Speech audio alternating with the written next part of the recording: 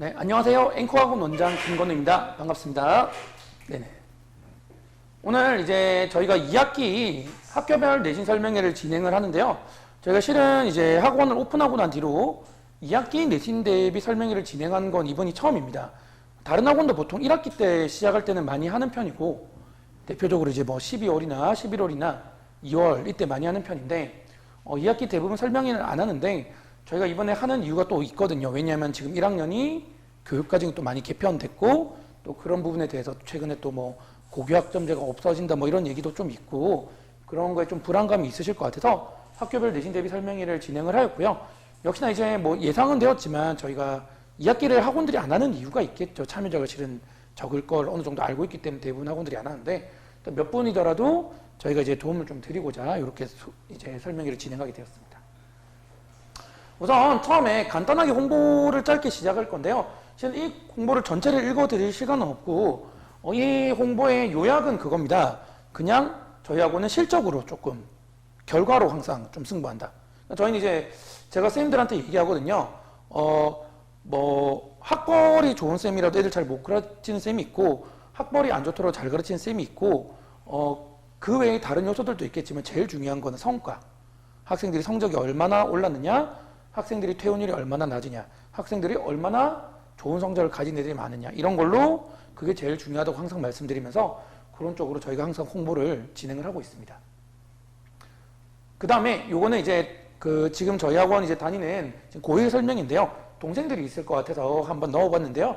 저희가 이번에 7월에 중학교 학생들 대상으로 중등 프리미엄에 대한 이 확장 프로그램을 실시하였습니다. 이 확장 프로그램이 7월에 실시하였는데 7월 2주차에 시작을 했는데 벌써 마감이 된 반이 있어서 이번에 또 분반을 했거든요. 이번에 한 달 만에. 그만큼 이제 학부모님들이 왔는데 좀 만족스러워 하시고, 저희도 이 중등 프리미엄 수업을 준비하기 위해서 1년 반 동안 준비를 했습니다. 1년 반 동안 어떻게 학생들에게 수업해야 이 학생들이 고등학교 때 확실하게 좋은 결과를 얻을 수 있는지를 준비를 해서 만든 시스템이다 보니 어머님들께서 관심도 많으시고, 이번에 새로 확장을 한 다음에 많은 분들이 관심을 가져주셔서 한 번 더 넣어봤습니다. 뭐 자세한 내용은 언제든지 학원으로 문의 주시면 상담 드릴 수 있도록 해보겠습니다. 네, 일단 우선 제 발표는요. 일단 제가 발표하고 나서 각 과목별로 선생님들께서 오셔가지고 삼각상고 이제 시험 스타일은 어떻고 2학기는 어떻게 나올 거고 어떻게 공부를 해야 될 거고 또 어떤 식으로 좀 포인트를 맞춰야 되는지 이런 걸 얘기해 주실 건데요. 저는 이제 원장이고 저 말고도 이제 뒤에 삼각상고 이제 수학에 대해서 설명해 주신 선생님이 계실 거기 때문에 주로 저는 항상 입시에 대한 얘기를 먼저 하고 들어갑니다. 그래서 입시에 대한 얘기를 조금 하고 들어가겠습니다. 이 내용은 실은 제가 적은 게 아니고요. 이 네이버에 2028년 대입 개편이라고 검색을 하면 네이버의 첫 줄에 2028년 대입 개편은 수능에서 선택 과목이 폐지되고 내신 평가가 5등급 상대 평가로 전환되는 게 가장 핵심이다라고 첫 줄이 되어 있습니다. 자, 선택 과목이 폐지되고 내신 평가가 5등급 상대 평가로 전환된다. 그렇죠. 이렇게 된다는 건 다 알고 있지만 실은 이 결과가 1학년들한테 어떻게 영향을 끼치는지는 다들 이제 파악을 좀 못하고 계시는데요. 제가 이제 올해 초에 설명할 때 이미 한번 좀 자세하게 얘기를 해드리긴 했는데, 이 두 가지 목표가 전부 다 공교육 강화의 목적이 좀 있습니다. 왜냐하면 옛날에는 공교육 강화를 위해서 이렇게 한다는 말을 했었잖아요. 근데 이제는 그러지 않고 수능에서 예를 들어서 이런 거죠. 지금 사탐, 관탐이 고등학교 1학년 내용까지밖에 안 나오거든요. 이제 지금 1학년부터는 수능에. 그럼 어떻게 되냐면 예를 들어 서울대에서 기계공학부다. 근데 기계공학부 학생을 뽑고 싶은데 이거 고등학교 1학년 과학 사회밖에 모르니까 물리원, 화학원 그리고 또는 미적분, 기하를 제대로 하는지 수능으로 판단이 안 되는 거죠. 대학교에서. 그렇게 판단이 안 되니까 대학교에서 어떻게 하죠? 정시에서 수능 100만 보면 안 되겠구나 생각을 하는 거예요. 그래서 서울대는 이미 2028년 정시에 내신을 40% 넣기로 확정을 지금 지었습니다. 즉 말해서 정시라는 게 수능 100이 아니고 지금까지는 수능 100이 많았는데 50% 이상, 수능 50% 이상 비중을 하는 게 이제 정시거든요. 근데 정시에서 수능 비중을 확 떨어뜨린 거죠. 근데 서울대 가면 다른 학교들이 대부분 따라한단 말이죠. 그러면 나머지 40%가 결국 내신인데 내신이 강화된다, 공교육이 강화된다. 그러니까 이제 교육부에서 공교육 강화라면 이름을 걸고 뭘 하지 않고요. 우리는 이렇게 던졌으니까 대학교에서 어차피 뽑는 거잖아. 니들 입맛대로 뽑는데 니들 입맛에 뽑으려면 공교육 강화를 할 수밖에 없을 거리라는 주제를 지금 준 거예요. 그래서 이제 수능에다 선택 과목이 배제된 게 그런 큰 영향력이 좀 있게 됐고요. 그리고 이제 내신 평가가 5등급제 상대 평가가 되는 것도 실은 약간 공교육 강화에 좀 힘을 실었습니다. 왜냐하면 9등급제 같은 경우는 지금 학생 수가 많이 줄고 학생 수가 적은 과목은 실은 등급 따기가 너무 힘들어지다 보니까 획일화되는 경향이 있어요. 무슨 얘기냐면 나는 물리가 너무 좋아서 물리2를 듣고 싶은데 물리2를 듣는 애가 전국에서 거의 없어요. 근데 점수 따기 힘드니까. 그나마 물리2는 지금 개정 전 9등급제는 절대평가라서 좀 괜찮긴 하거든요. 근데 하지만 이제 개정 후에는 또 상대평가가 되고 그럼 전국에서 3명 들으면 3등 하면 전교 3등인데 5등급이 나와버리는 거예요. 개정 후 5등급이니까 꼴찌죠. 이제 그런 거를 안 되기 때문에 개정되는 애들이 다 몰리는 경향이 본인 듣기 싫은 과목도 인원 많으니까 듣고 싶은 과목 버리고 이렇게 되는데 그렇게 되면 공교육 강화가 이루어질 수 없죠. 왜 획일적이 되기 때문에. 그러니까 공교육 강화되려면 학교의 자율성이 어느 정도 보장이 되어야 되는데 그걸 5등급제로 바꾸면서 전부 상대평가로 바꿔버린 거예요. 그러면서 대학교에 또 던져준 겁니다. 너 이렇게 해서는 애들 평가 못할 거야. 그럼 뭘 해야 될까? 이런 거예요. 무슨 얘기냐. 대학교에서 아까 기계공학부 말씀드렸잖아요. 물리 쪽이 좀 강화가 되겠죠. 물리 쪽을 보는데 내신 이제 개정 전에는 내신 평점을 거의 봤어요. 그래서 1.0 이내를 뽑고 1.5 이내를 안 뽑았단 말이에요. 근데 이제는 1.0 이내를 봤는데 물리를 하나도 안 들은 거예요. 근데 1.5 이내가 물리를 다 들었어요. 근데 1.5인 이유를 봤더니 물리2를 5등급 받았는데 물리2가 전교대 듣는 애가 3등인 거죠. 그럼 이제 서울대에서 뭐를 하기로 했냐면 3명인데 이거 원점수가 나쁘지 않네. 얘는 그냥 물리가 꼴찌가 아니고 듣는 애들 중에 꼴찌로 평가하지 않고 전교생 중에 물리가 3등이라고 평가를 하겠다. 정성평가를 넣겠다고 지금 한 겁니다. 그래서 대학교한테 던져줬고 대학교가 오케이 한 거예요, 실은. 그래서 이게 다 공교육 강화를 저절로 목표로 하고 있는 건데요. 문제는 이제 이게 메인은 확정이 나고 이것도 지금 확정이 나도 바꿀 수가 없고요. 근데 고교 학점제라는 게 있잖아요. 고교 학점제가 이제 최근에 이제 그 정부도 바뀌어 이러면서 어차피 줄 세우기 이건 이제 제가 적은 게 아니고 역시나 이제 그 신문기사 내용입니다. 신문기사 타이틀인데 줄 세우기 할 거면 고교 학점제 왜 하냐?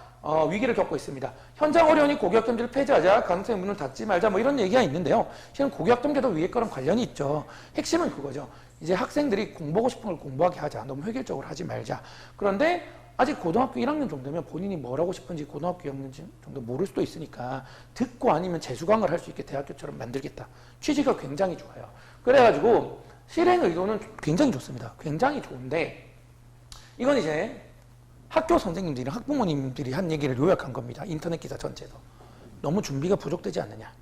그리고 행정 및 평가 부담이 크지 않느냐. 이것도 이제 크죠. 학교 선생님들이 지금 가장 힘들어하는 게 뭐냐면 실은 학교 선생님들 저희가 사교육 부담이 되게 커졌다고 항상 기사에 나오잖아요. 왜냐하면 사교육 선생님들이 학교 선생님을 더 잘 가르친다. 애들 평가 그건데 실은 학교 선생님 많이 부족할 거예요. 저는 그렇다고는 생각을 안 하지만 학원 선생님은 수업 준비에만 모든 걸 쏟을 수 있잖아요. 학교 선생님은 실은 수업보다도 행정이 더 많으시거든요. 실은 거기에 부담이 더 큰 걸 알고 있는데 이러면 더 부담이 되지 않느냐. 실은 이제 저희가 학부모님들이 오해하고 계신 게 있는데 사교육 시장이 커진다 얘기하는데 저희 사교육 시장 다 합쳐봤자 저희 공교육 그 정부에서 이제 교육청의 이 예산 편성안이 훨씬 큽니다. 근데 그래도 지금 못 따라가는 거예요. 여기는 행정이 너무 많기 때문에. 그게 부담이 되지 않느냐. 그리고 대입제도는 우리가 던져주기만 했지 실제 대입이 그렇게 따라갈까 맞출 수 있느냐. 대학교에서 과연 이게 무슨 얘기 서울대는 알 수 있을 거예요. 서울대는 1.0보다 1.5를 뽑을 거야. 왜? 우리는 얘의 모든 걸 평가할 수 있거든. 우리는 뽑는 사람도 최고니까 우리나라에서 이런 생각이 있는 거예요. 그 상위권 대학은 가능한데 지금 내려가면 잘 안 될 거라 이거죠. 결국 또 줄 세우게 되지 않냐. 이런 여러 가지가 있는데 실은 모든 행정이 처음 시작할 때 그렇지만 불안은 다 있습니다. 완벽하게 할 수 없기 때문에 결국 저는 시행되지 않을까라고 생각은 하고 있는데 다만 문제는 뭐냐면 지금 1학년이 피해자라 이거예요. 왜냐하면 선배들이 차라리 지금 중학교 3학년이면 1학년들이 하는 걸 보고 뭔가 따라할 수 있어요. 무슨 얘기냐? 말씀드렸지만 서울대에서 우리는 내신 평점을 안 볼 거야. 이제는 우리는 물리를 들어야 되니까 물리 듣는 애를 뽑을 거야 라고 얘기를 했지만 지금 1학년 애들은 표본이 없잖아요. 위에 선배들이.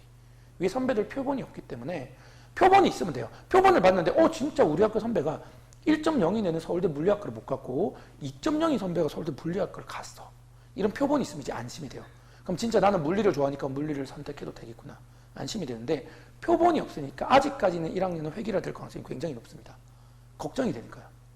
예, 그렇죠. 실은 대학교에서 그렇게 한다고 했지만 진짜 그럴 거야? 우리는 아무것도 없어. 유튜브 갔는데 이미 이제 옛날이야 뭐 유튜브 가면은 저 지금도 그렇지만 유튜브 가면 뭐 좀 뭐랄까 좀 자극적인 타이틀로 무슨 입시 이런 전문 패널에 가면 2.0인데 서울대 합격했어요 뭐 이런 게 있단 말이에요. 근데 지금 1학년은 그런 게 아예 없으니까 뭔가 받을 게 없는 거예요.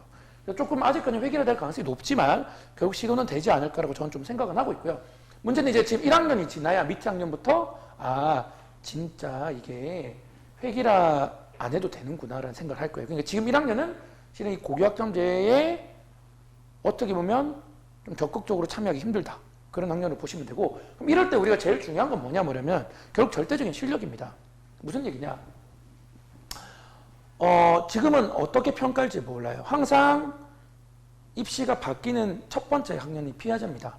피해자인데 결국 피해자라고 해도 거기서 서울대 가는 인원수 똑같고 의대 가는 인원수는 차이는 없어요. 선배들이 의대를 100명 갔으면 2학년도 의대를 100명 가고 선배들이 서울대를 1000명 갔으면 2학년도 서울대는 1000명을 가는 겁니다.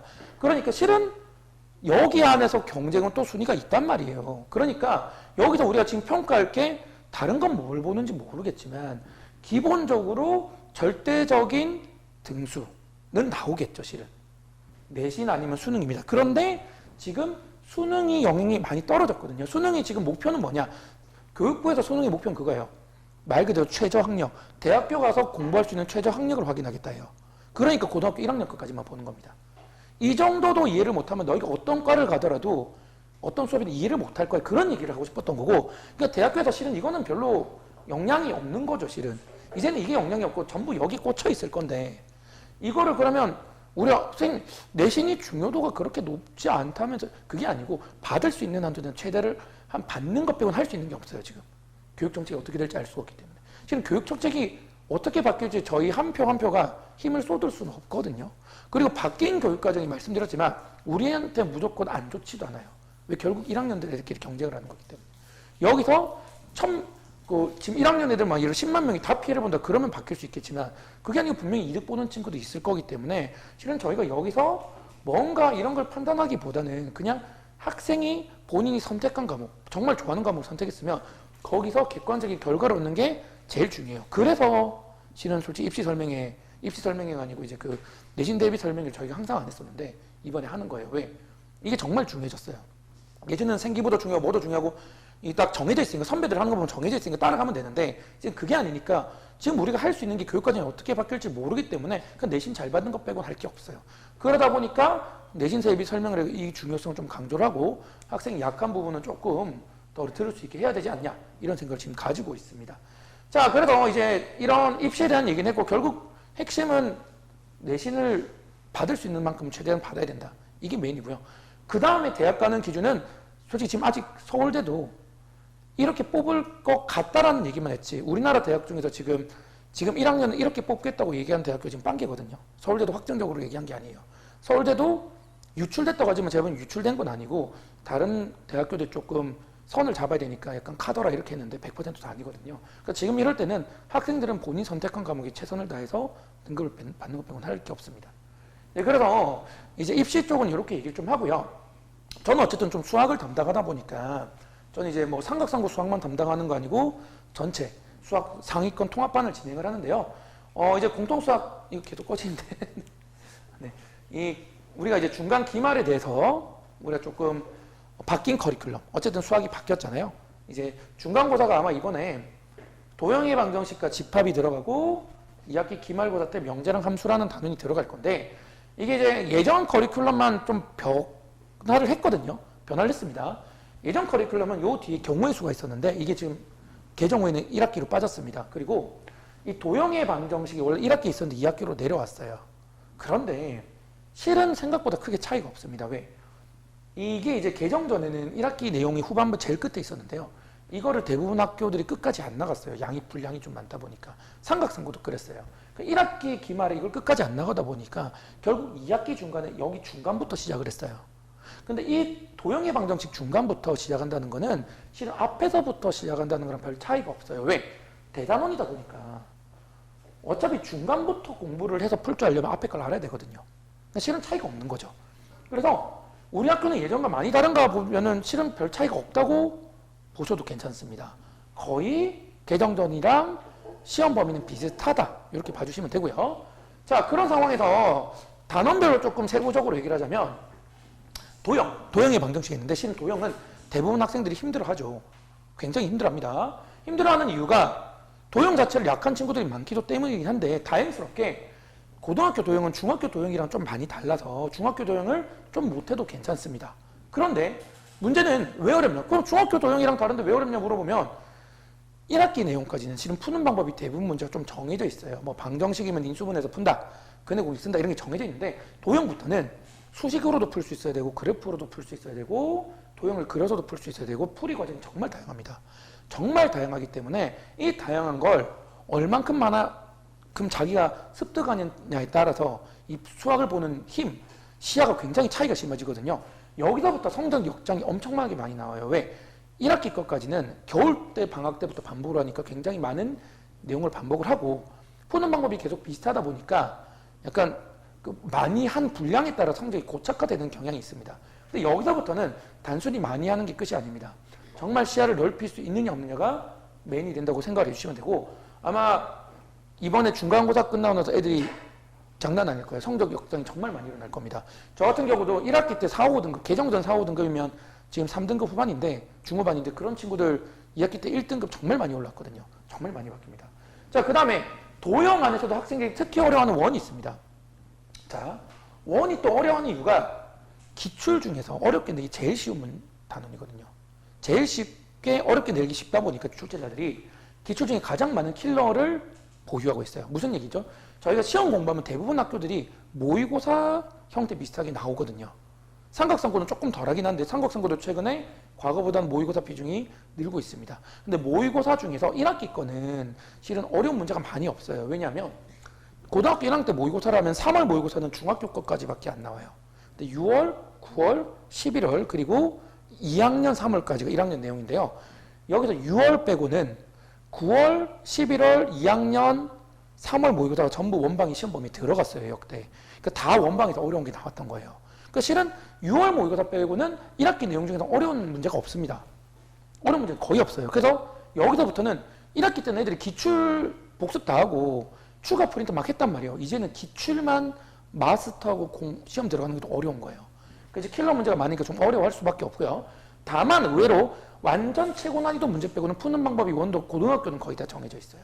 중학교는 조금 다양한 문제 유형이 있는데 고등학교는 의외로 푸는 방법이 대부분 정해져 있기 때문에 여기서 이제 기본기를 익히고 어려운 문구로 이제 넘어가는 단계 좀 어렵다 뿐이지 실은 지금 개정 후 1등급 정도는 노력으로 충분히 극복할 만한 단원입니다. 자, 이제 세 번째 집합인데요. 이게 이제 저희 때는 어머님들, 아버님들 세대도 그렇지만 집합은 중학교 1학년 1학기 첫 단원에 제가 나왔던 걸로 기억을 합니다. 무슨 얘기냐면 중학교 1학년 1학기 학생들도 이걸 이해할 수 있다는 얘기예요. 그런데 집합을 틀린 내용 우리 아들, 딸이 왜 그럴까요? 어른들 시대 집합이랑 달라요. 왜냐? 집합 개념은 똑같은데 집합 개념만 가지고 집합을 어렵게 낼 수는 없어요. 그래서 어떻게 나오냐면 지금까지 모든 배웠던 단원들을 다 들어와요. 요약해서. 그래서 원을 섞는다든지 이차함수를 섞는다든지 이런 거 섞어서 내요. 그게 난이도 올라가는 거예요. 그러니까 집합 내용은 별로 없습니다. 집합은. 지금까지 배웠던 모든 단원에 요약이 들어갔고 논리적 사고를 요구하는 요 논리적 사고 요구하는 건 중학교 때랑 똑같긴 한데 다른 단원이랑 이제 연계가 되다 보니까 생각보다 아이들이 많이 어렵게 느껴진다. 이렇게 생각해 주시면 되겠습니다. 자, 그 다음에 기말로 넘어가면요. 명제 함수 기본 유리무리 함수가 있는데 실은 명제는 집합이랑 거의 비슷합니다. 약간 국어 실력이랑도 관련이 있고요. 집합과 비슷합니다. 이런 거 넘어가도록 하더라도 이 함수 기본이 엄청나게 중요하죠. 이게 정말 중요한데 왜냐하면 여기서 도형, 함수 기본 이렇게 세 가지가 얼마나 중요하냐면 지금 수능에서 개정전 수능에서 고3 미적분이 제일 중요하잖아요. 미적분에서 제일 많이 나오는 게 합성함수, 역함수입니다. 근데 합성함수, 역함수 개념을 미적분에서 배우는 게 아니고 여기서 처음 배워요. 그리고 고등학교 3학년 때 나오는 도형 문제에 미적분에 다시 안 배웁니다. 전부 1학년 내용이 섞여서 나옵니다. 그러니까 모든 수학이 그렇지만 1차 방정식을 못 배우면 2차 방정식을 못 배우잖아요. 너무 당연한 얘기지만 여기가 진짜 중요합니다. 도형 1, 함수 기본 1 못하면 고3까지 문제가 생기는 거예요. 1차 방정식을 여기 사춘기 온 애들 제일 힘듭니다. 여기 사춘기 와서 2학년 때 사춘기 극복하고 공부하려고 하면 기초가 안 돼 있어서 지금 당장 내신해야 되는데 1학기 연구해야 되는 거예요. 여기가 진짜 중요합니다. 그래서 이 내용이 정말 많이 중요하고요. 그래도 역시나 원처럼 고등 과정에서 교육 과정에서 요구하는 거는 푸는 방법이 대부분 정해져 있어요. 그래서 노력으로 충분히 어느 정도 극복합니다. 그리고 애들이 유리무리하면서 어려워하는 친구들이 있는데 유리무리하면서가 생각보다 많이 쉽습니다. 이게 생각보다 많이 쉬워서 제가 학생들한테 기말고사 공부하라 그러면 항상 그 얘기해요. 여기서 점수를 따고 이걸 당연히 노멀하게 풀 수 있고 여기 심화 문제에 집중을 해야 된다. 다 그렇게 얘기를 하거든요. 그래서 공부 방향성이 생각보다 좀 정해져 있다고 보시면 되겠습니다. 그래서 이거는 이제 개정5 공수2에 공통수업2에 단원별 세부 내용인데 여기가 진짜 고등학교 3학년 실은 1학기 건 생각보다 안 중요합니다. 1학기 때 저희가 이제 보통 배우는 걸 보면 허수라는 걸 처음 배우거든요. 오메가라는 걸 배우는데 이거 고3 때까지 한 번도 안 나와요. 이제 한 번도 안 나옵니다.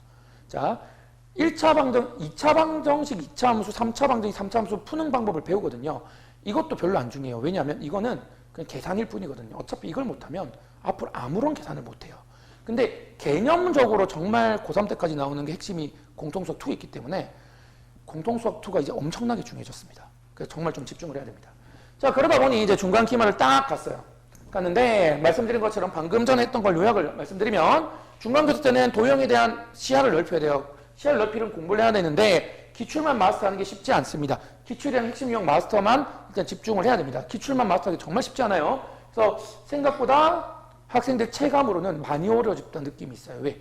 보통 우리가 기출문제 푸면 자이스토리 푸는데 1학기 때는 자이스토리가 다시 한번 말씀드리면 쉬워요. 킬러 문제가 거의 없거든요. 근데 여기서부터는 후반부에 이제 킬러 1등급 마스터 문제라는 게 있는데 거기 가면 전부 모의고사 기출 30번입니다. 그것만 마스터하는 게 어려운 거예요. 근데 그거라도 하고 가야 됩니다. 당연히. 기말도 마찬가지고요. 말씀드린 것처럼 유리무리에서 기본 점수를 얻고 고3에 연계되는 문제들을 정말 확실하게 이해를. 여기서부터는 개념이 중요합니다. 5개념을 익히고 가는 경우도 좀 많아요. 5개념이 진짜 많은데 5개념을 익히고 가면 고3 때까지 난리 나는 거예요. 계속 문제가 생깁니다. 자, 그러면 삼각상고는 어떻느냐? 말씀드린 것처럼 이들 공부를 해야 됩니다.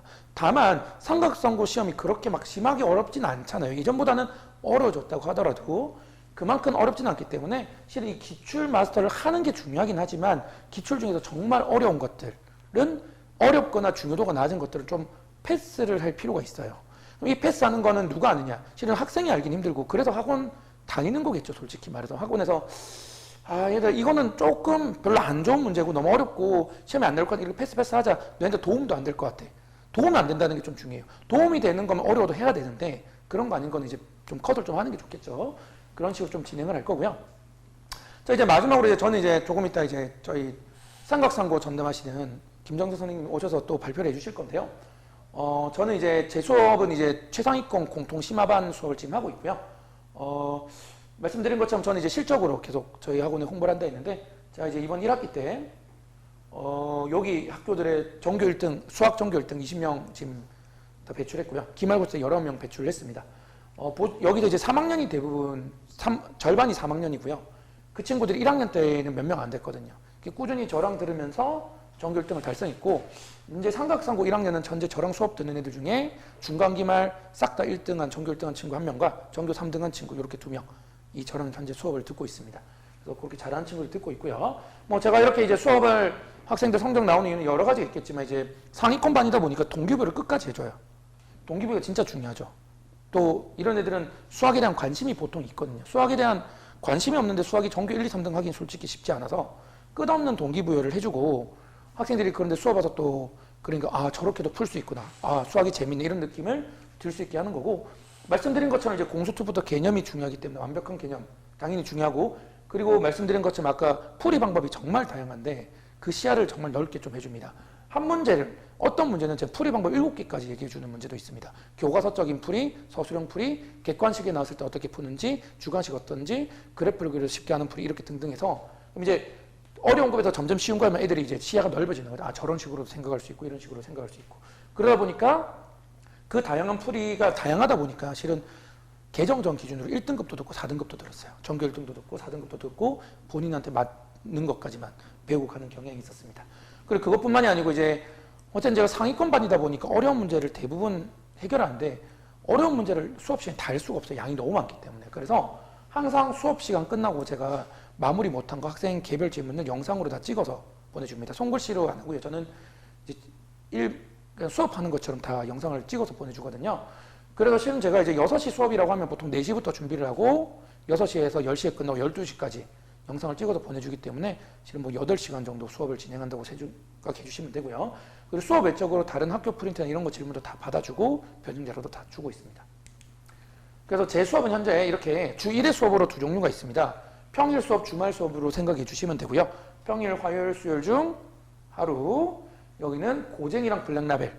그런데 이번에 시험이 좀 예년에 비해서 조금 일찍 쳐서 다 못할 수도 있을 것 같아서 최대한 보충을 좀 진행할 것 같고요. 주말 수업 때는 이제 수능형, 모의고사 기출, 자이스토리로 자체 교재로 진행할 계획입니다. 그래서 이렇게 해서 이제 킬러 문항까지 다 진행하고 학교별 자료 주고 보충 필요하면 보충해서 역시나 이번에도 상위권 애들 끝까지 한번 가르쳐 볼 예정이고요. 학생이 이제 수학에 대한 관심 있고 좀 잘하고 싶다면 제 삼각상고가 그게 조금 문제가는 있거든요. 어떤 게 문제냐면 학교 시험이 쉽다 보니까 너무 쉽게 맞춰서 공부를 해요. 그러면 계속 그 자리에 있게 되죠. 계속 그 자리에 있으면 어떤 문제가 생기냐면 결국 쉽게 공부를 하면 쉽게 문제가 나온다고 하더라도 미적분을 갔을 때 미적분도 쉽게 문제가 나온다고 하더라도 개념 자체가 당연히 어렵잖아요. 고등학교 이런 것보다. 그러니까 기본 문제를 내도 어려운 거예요. 그럼 그걸 따라가려면 당연히 여기서 좀 깊이 있는 공부를 하는 게 좋겠죠.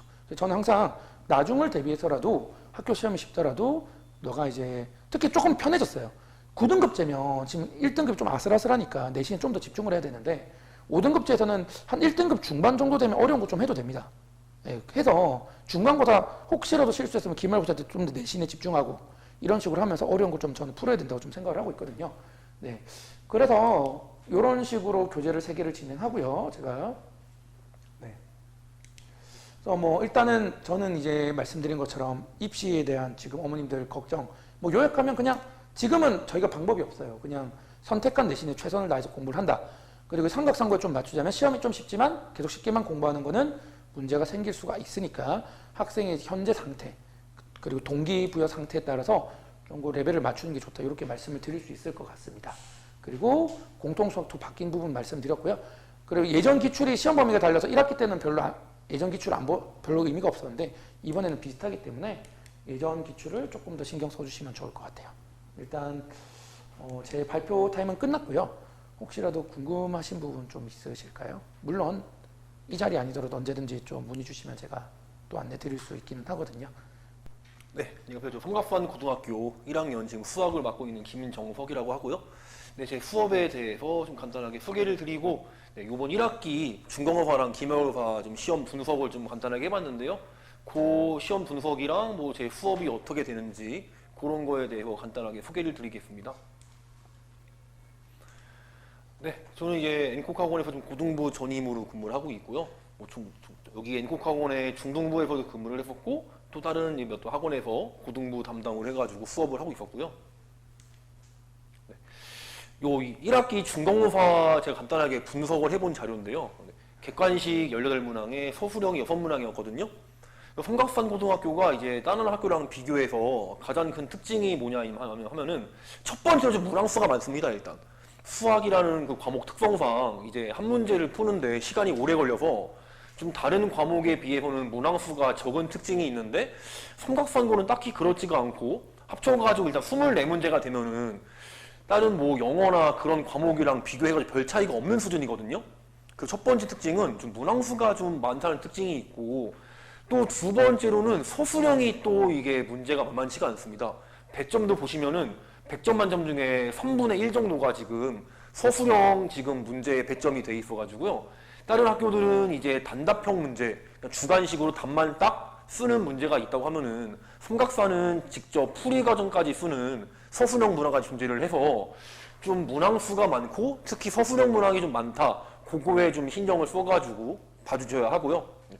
근데 요번에 또 1학기 중간고사는 최근 5년간 비교했을 때 난이도가 꽤 높았거든요. 그래서 항상 이제 성곽산고가 좀 문제가 쉬운 경향이 있었고 방금 전에 이제 원장님께서 소개해 주신 것도 성곽산고는 좀 문제가 쉽다라고 말씀을 하시고 항상 그래 왔었는데 요번 중간고사 때는 난이도가 좀 상당히 올라가봤습니다. 그래서 요게 이제 방금 전에 소개해 주신 대표 원장님께서 모든 학교의 이 동네 모든 학교 뭐 자사고면 자사고, 일반고면 일반고 모든 학교의 시험지를 보시고 간단하게 리뷰를 적어주시는데요. 삼각선거 문제가 중간에서 중상 난이도의 난이도를 평가해 주셨거든요.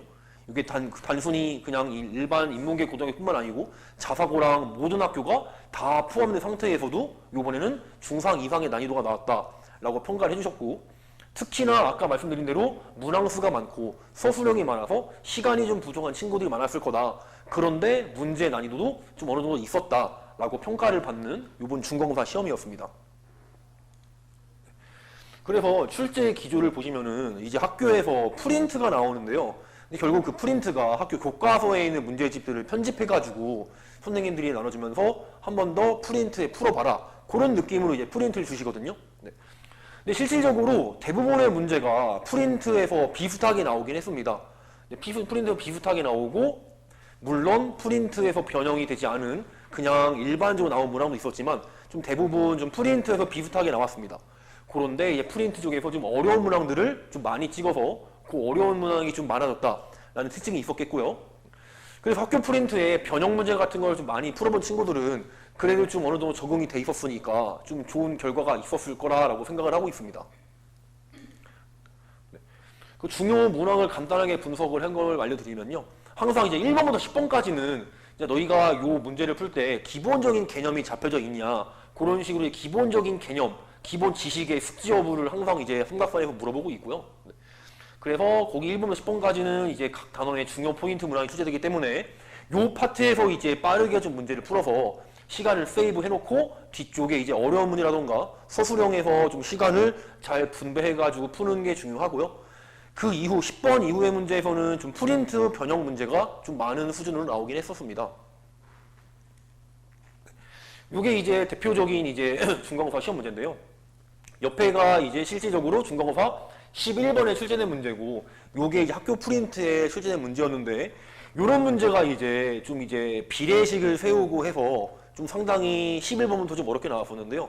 저는 요 문제가 좀 어렵게 보이긴 하는데, 좀 쉽게 푸는 방법이 떠올라서 제가 이게 수업 시간에 이 프린트를 질문한 친구들이 있어가지고, 밑에 넓이가 4, 5, 6이기 때문에 그냥 여기 윗변하고 아랫변의 넓이는 임의적으로 결정이 되는 거기 때문에 그냥 넓이가 똑같다고 생각하고 A가 4, B가 5, C에 6을 그냥 숫자 집어넣으면 답이 맞게 나온다 라고 제가 수업 시간에 언급했던 문제거든요. 그런데 똑같이 이런 식으로 학교 시험 문제 출제됐기 때문에 제가 설명했던 거를 좀 기억하고서 그냥 바로 A가 2, B가 4, C가 5겠다 라고 생각을 했으면은 좀 이것도 어렵지 않게 바로 좀 답을 잘 찍었을 것 같고요. 다음 문항은 이렇게 블록 가지고 너희가 바로 인수분해를 해가지고 푸는 문제다 하고 요것도 제가 수업 시간에 강조 좀 했었거든요. 보통 학생들이 이런 문제가 나오면 바로 기계적으로 A, B, C 블록을 다 합쳐가지고 얘 인수분해 하라는 거구나 라는 걸 떠올려야 되는데, 애들이 생각보다 많은 학생들이 이 블록을 내가 어떻게 조립을 해야 되지? 그거에 좀 애들이 집착을 하고 있더라고요. 결국 이 문제의 풀이는 그냥 블록에 부피를 싹 더해가지고 그거를 그냥 인수분해 한다 라고 풀면 되는데, 학생들이 요거 어떤 모양으로 조립을 해야지 얘네가 조립이 되는 거예요? 이런 식의 질문을 좀 많이 하더라고요.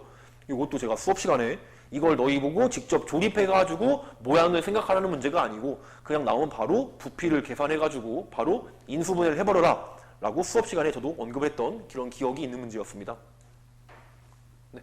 요것도 이제 좀 어려운 문항인데요. 네. 어떤 문제냐면은 좌변에 어떤 식의 제곱이 걸려져 있어가지고 어떤 식의 제곱이 있어서 우변에 이제 식을 파악하는 문제였거든요. 요게 이제 학교 시험 문제고 요게 프린트였고, 요거는 제가 좀 이제 중요하다고 생각해가지고 수업 시간에 사용했던 교재 중에 일부를 제가 발췌해온 건데요. 요것도 이제 학생 대부분이 이거를 직접 제곱해가지고 얘를 이제 우변하고 맞춰가지고 풀어야 되나? 막 이런 식으로 학생들이 이것도 학교에서 풀 때 추론 문제다 하고 별표를 쳐놨었는데, 이것도 제가 이제 프린트를 보고 요 시중 문제를 보면서 학생들한테 이야기를 해준 게, 아니 좌변이 어떤 거에 제곱이니까 완전 제곱식이지 않냐, 그냥 볼 거 없이 바로 우변에서 판별식을 써가지고 판별식을 0 써서 완전 제곱식을 만들어주면은 이 문제 답이 바로 나온다 라고 수업 시간에 프린트도 언급이 됐었고 시중 문제에서도 나와가지고 제가 언급을 했던 문제라서, 요것도 이제 이 유형을 좀 알고 있었으면은 좀 다루기 쉬웠을 텐데 그냥 아무것도 모르는 상태에서 봤다고 하면은 요 문제도 난이도가 좀 어려웠을 거고, 실질적으로 객관식 18번에 나왔다는 게 요 문제도 이 난이도 조절을 좀 하려고 낸 문제였던 거로 파악이 되고 있습니다. 네. 여기 기말고사인데요. 네, 기말고사도 일단 문항수는 유사합니다. 문항수가 중간고사도 많았고 이번 기말고사 많았고요. 서술형이 많은 것도 동일한데요. 이번 기말고사는 또 어떤 차이가 있었냐면은 중간고사에 정확히는 모르겠지만 3등급 컷이 한 40몇 점으로 제가 들어서 알고 있거든요.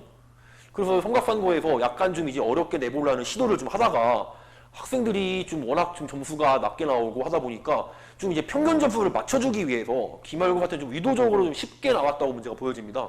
그래서 보시면은 난이도 조절을 좀 하기 위해서 평상시에도 약간 좀 쉽게 나왔었는데 그거보다 더 쉽게 나와가지고 웬만한 학생들은 전부 다 좀 점수를 높게 받아서 좀 평균 점수를 좀 높이기 위한 그런 시도가 보여졌었고요. 객관식 문항은 진짜 특이사항 문제가 없었습니다. 기본기만 잡혀져 있으면은 다 그냥 풀 줄 아는 문제가 나왔었고 서술형 주관식 쪽에서 한 2문항 정도 이제 상위권 학생들을 좀 구분하기 위해서 살짝 어려운 문제가 나왔었는데요. 요게 이제 마지막 서답형 4번 문제거든요. 서답형 4번이랑 뒤쪽에 6번이 이제 좀 이제 학생들을 난이도 조절을 하기 위해서 낸 문제인데 요 문제도 제가 시중요지를 사용하는 문제랑 숫자도 안 바뀌고 유사한 문제 나왔습니다. 4제곱에서 dn 나오고 여기 4제곱에서 n이 나오고 요 문제를 좀 친구들이 좀 까다로워해서 수업 시간에 요거랑 비슷한 문항을 제가 좀 많이 풀어줬었거든요. 그래서 요 풀이법이 딱 정해져 있기 때문에 이런 식으로 풀면 되고 요거에 대한 프린트 좀 테스트도 많이 봤었어가지고 네 저렇게 제가 나눠준 자료 가지고 공부를 했던 친구들은 요 난이도 변별 문제 4번에서 좀 어렵지 않게 문제를 풀었을 거라고 생각이 되고 있고요. 요 마지막 문제 6번 문항인데요. 서술형 마지막 문제요. 요것도 연립부등식에서 해가 차이가 3이 나올 때 어떤 식으로 푸냐 하는 문제였는데 요것도 제가 시중교재에서 차가 2이다. 이런 식으로 유사한 문항을 풀어보면서 학생들과 같이 이제 풀었던 문제거든요. 그래서 이렇게 2문항 정도가 학생들이 이제 변별력을 좀 가리기 위해서 좀 어렵게 나왔던 문제였는데 수업 시간에 다 한 번씩 같이 했던 문제라서 좀 제 수업을 잘 따라왔었으면은 어렵지 않게 좀 맞추고 좋은 성적이 나왔을 것 같습니다. 성적판고 총평을 보면은 아무래도 이제 대부분 학부모님들이 난이도가 쉽다고 어느 정도 인지를 하고 계시고 좀 등급을 좀 잘 받기 위해서 전략적으로 성각판고에 진학을 하시는 분도 계실 텐데요. 지금까지 작년까지만 봤을 때는 그게 이제 맞다고 판단이 되는데 올해 갑자기 좀 이제 약간 좀 바뀔 수 있다는 그런 힌트를 전해 준 시험이거든요. 말씀드렸다시피 1학기 중간고사는 이전 5년 거랑 비교해 봤을 때 난이도가 거의 최고 수준이었고요. 또 그거랑 또 이제 한번 실패를 인정하고 맞추기 위해서 또 기말고사를 또 너무 쉽게 내버렸습니다. 너무 쉽게 내가지고 또 어떤 문제가 생기냐? 한 문제에 그냥 실수해버리면 까딱하면 또 등급이 내려갈 수 있는 그런 또 특이사항도 생기거든요. 그래서 성적판고가 좀 2학기 때 지금처럼 계속 그냥 쉽게만 내지 않고 뭔가 지금 올해 변화를 꾀했으니까 난이도를 좀 맞춰가지고 2학기 때도 살짝 좀 난이도를 높여서 좀 변별력을 좀 더 갖게 문제를 출제하지 않을까 그런 생각을 좀 가지고 있고요. 말씀드렸다시피 다른 시도를 했다는 점을 주의해서 좀 우리가 마냥 방심할 게 아니고 좀 대비를 잘 해야 될 것 같습니다. 그 성적판고 내신을 어떻게 좀 대비하면 좋겠냐 보시면은 일단은 문항수가 많습니다. 문항수가 다른 암기 과목과 좀 비슷한 문항수가 나오기 때문에 아무래도 좀 시간을 세이브하는 게 중요하거든요. 그래서 좀 빠르고 정확하게 풀이하는 방법이 좀 필요할 것 같고요. 또 다른 학교랑 가장 큰 차이점은 서술형 문항이 존재한다라는 거기 때문에 서술형 문제가 사실상 좀 나올 만한 단원이 좀 정해져 있거든요. 그래서 여기 단원에서 이러한 서술형 문제가 나올 것 같으니까 이런 식으로 연습을 좀 하면 좋을 것 같다 식으로 해서 서술형이 나올 만한 문항에 대해서 좀 숙지법을 좀 알고 있으면 좋을 것 같고요. 문항별 컨셉이 좀 어느 정도 좀 확실한 편이긴 합니다. 아까 말씀드린 대로 1번부터 10번까지는 너희가 그냥 요 기본적인 개념을 너가 갖추고 있어? 라고 물어보는 게 1번부터 10번까지 문항이 되는 거고요. 그 이후 문항은 학교 프린트 좀 변형하는 문항이 좀 많이 나오거든요. 아까 제가 1학기 중간고사에 보여드린 대로 학교 프린트에 있는 거를 유형을 바꿔서 숫자를 살짝 바꿔가지고 너희가 요 유형을 풀 수 있어? 그런 식으로 물어보는 거기 때문에 학교 프린트 가지고 꾸준히 반복을 해가면은 여기도 대응이 가능하고 킬러 문항 제가 아까 전에 기말고사 쪽에서 두 문제 보여드렸던 것처럼 난이도가 어려운 문제들도 결국은 모의고사에서 한번 기출이 되었던 거나 아니면은 시중 교재에 좀 고난도 문항이 다 있는 거거든요. 그래서 제가 사용하고 있는 그 시중 교재가 문항수가 되게 많아가지고 모든 유형의 문제를 거의 다 좀 포함하고 있습니다. 그래서 그 문제집으로 학기 중에 문제를 풀고 있으니까 그거로 대응을 하시면은 성박산고에 어느 정도 대응을 잘 하실 거라고 생각을 하고 있습니다. 네. 그리고 제 수업 소개를 좀 드리면요. 성곽산 고등학교 1학년 학생들을 대상으로 수업을 하고 있고요. 월요일하고 금요일 저녁 6시부터 10시까지 수업을 하고 있고요. 교재는 마플 시너지 공통수학 2 교재 사용하고 있습니다. 아까 전에도 제가 보여드린 시중 교재가 전부 다 마플 시너지 공통수학 1 교재였는데요. 그 마플 시너지 교재가 좀 문항수가 많고 여러 가지 유형을 전부 다 다루고 있어가지고 좀 고난도 문제에 대응하기가 좀 좋은 문제라고 생각이 들고 있습니다. 그 제가 이제 내신 대비를 할 때 수업을 어떻게 나가냐면요. 첫 번째 1단계로는 아까 말씀드린 마플 시너지라는 그 시중 교재 가지고 1회독 문제를 일단 1회독으로 나가고 있습니다. 네. 그래서 유형들이 되게 많게 정리 잘 돼 있고요.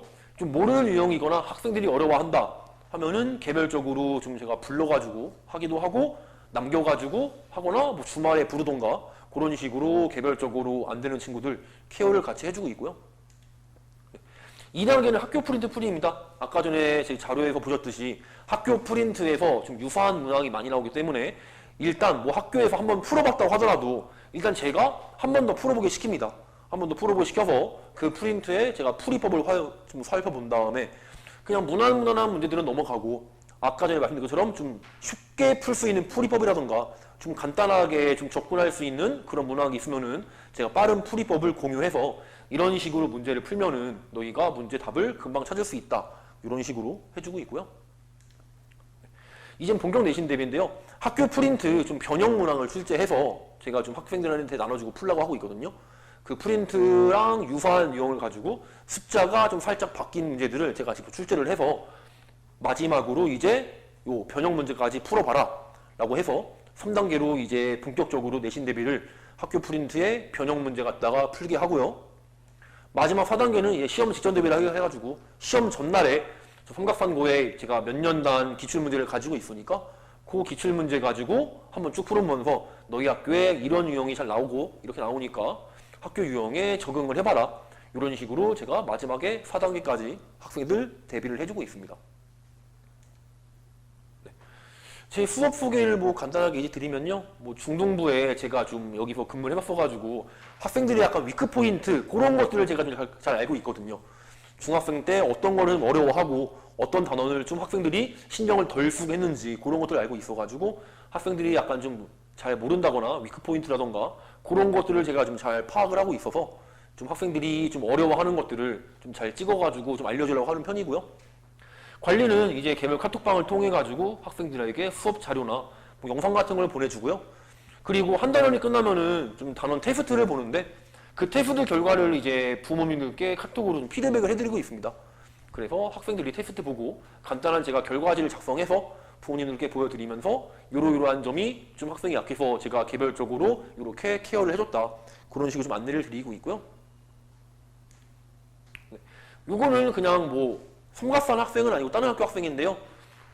중간고사 때 23점을 맞았다가 기말고사 때 78점으로 50점 이상 올라간 친구가 있어서 좀 학생이 좀 기본기가 안 되어 있고 좀 수학에 자신이 없고 해도 어느 정도 잘 따라오면은 내신 대비를 잘 제가 어느 정도는 좀 보장해 드릴 수 있다.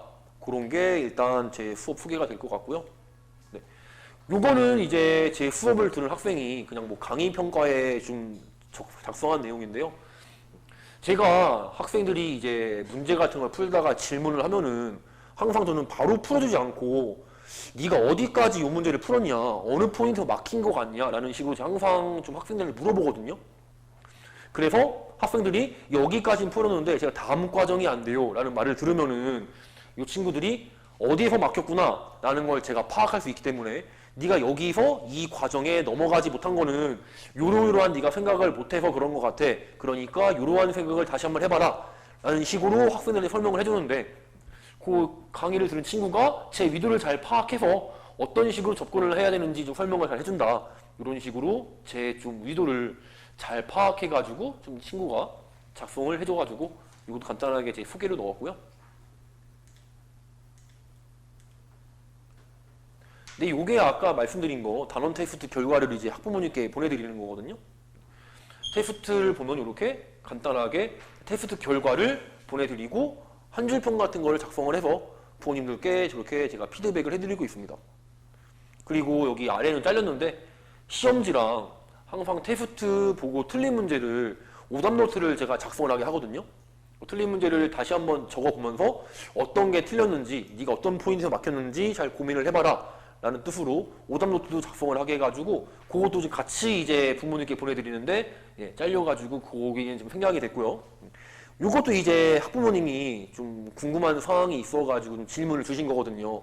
학생이 집에서 공부를 하다가 이런 포인트가 좀 막혔는데 어떤 식으로 하면 좋겠냐라고 이렇게 편하게 좀 질문을 주시면은 그거에 대한 해답법을 제가 간단하게 이렇게 알려드리면서 그 학생이 다음날 왔을 때 이런 포인트 아카데미 이런 걸 풀 때는 이런 식으로 접근을 해가지고 이렇게 풀면 좋을 것이다 라는 식으로 한 번 더 학생에게 또 다시 한번 제가 확인하는 작업도 하고 있습니다.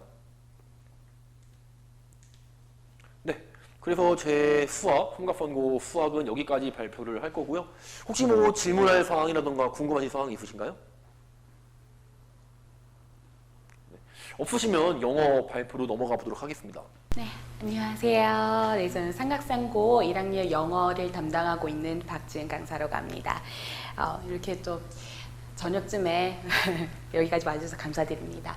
네, 영어 기말고사 분석 및 2학기 대비에 대해서 좀 얘기를 드리려고 하는데요. 일단 저는 초중고를 다 전담을 했었고요. 예전 그 학원 처음 시작할 때부터요. 초등, 그 다음에 초중대니까 목동하고 강남에서 주로 많이 있었어요. 이제 그러다가 마포에도 있었고요. 그러다가 성북에 와서 저 이제 삼각산 아이들하고 좀 같이 하고 있는데요. 초중등 얘기를 드리는 건 사실 미리 얘기를 좀 드리자면 삼각상고는 영어가 아까 수학도 문항수가 많다라고 했었는데요. 30문항이에요. 영어도. 근데 거기에서 타 고등학교와는 다르게 일반고와는 다르게 14문제에서 15문제가 다 문법이에요. 그러니까 문법을 아주 극강으로 미는 학교예요. 그래서 저 같은 경우에는 이제 초, 중등, 특히 초등 4, 5, 6학년 애들 앉혀놓고요. 고등 문법을 가르쳤었어요. 그래서 이제 수강생 만족도로 1위를 했었고, 목동에서 120명 앉혀놓고 했었거든요. 네, 그래서 누구보다 저는 좀 자부를 해요. 왜냐면 고등부 선생님 중에서 초중고를 다 해보신 분들이 거의 없거든요. 그래서 좀 쉽게 알려줄 수 있다라는 이제 그런 점입니다. 네, 저는 그렇습니다. 매 수업 준비할 때마다 이제 오늘 수업, 왜냐면 아이들이 수업, 제가 본관에서 수업을 하거든요. 오르막을 타고 기름역에 출근치고 올라와서 4층을 쭉 와야 돼. 엘리베이터도 없어요. 그러니까 그 힘들, 아이들 올 때마다요. 헉헉거리면서 와요. 그러니까 제 수업을 한번 들으러 그렇게 이제 등산을 하는데, 오늘 수업을 한번 들었으면 애들이 내일의 힘이 됐으면 좋겠다라는 생각을 항상 하거든요. 그래서 좀 말 같은 것도 좀 좋은 말을 좀 많이 해주려고 하고요. 네, 그래서 단어 한마디 설명 한 번 해도 말에 좀 무게가 느껴질 수밖에 없더라, 그런 생각을 합니다. 네. 일단 저의 삼각상고 25년 1학기 총틀어서 성과를 좀 얘기를 드리면요. 삼각상고 1등급이 18명까지예요. 그러니까 18등까지예요. 그러다 보니까 1등부터 18등까지고요. 여기에서 총 약 30% 정도 제가 배출을 했더라. 교과우 수상 한 총 3명, 4명 정도 받았고요. 그리고 1학기 기말, 그러니까 중간고사 때 타학원 다니다가 저한테 넘어온 친구 중에 한 명이 40점대였어요. 그러니까 그리고 여기 밑에 이 친구도요, 원래 80점대였어요. 근데 저한테 와서 97점, 그리고 40점대도 친구가 81점, 40점 올랐어요. 네. 그래서 이 친구들이 이제 했던 말이 있는데요. 이따가 이제 뒤에 사진으로 좀 보여드리도록 할게요. 그리고 영어 전교 아쉽게도 1등은 배출 못했어요. 2등 배출했어요. 왜냐면 전교 1등은요, 도대체 그 친구는 몇 점이더냐고 제가 물어봤어요. 100이래요, 이러더라고요. 그래서 저희 이제 수강생 아이는요, 98점, 97점 나왔어요. 그래서 하나하나씩 틀려가지고 전교 2등 나왔어요. 네. 그리고 교과우수상 제가 이제 거의 퇴근할 때쯤에 저한테 연락이 오더라고요. 선생님 덕분에 상 받았다고. 그래서 교과우수상 이렇게 사진 찍어서 저한테 보내줬고요. 저는 사실 제가 먼저 보내라 후기서 이렇게 얘기는 안 해요. 아이들이 먼저 마음에 우러나야 얘기를 하는 거지. 깜짝 톡이 왔더라고요. 네, 그래서 이번 25년 7월 18일자죠. 그리고 아까 요 친구가 그 40점 오른 친구인데 사실 예체능하는 친구예요. 근데 다른 서답, 그러니까 서답형 하나에서 실수를 했어요. 조건을 하나 안 봐가지고. 그래서 조건 아마 그걸 봤으면은 80점대 중반 정도 나왔을 거예요.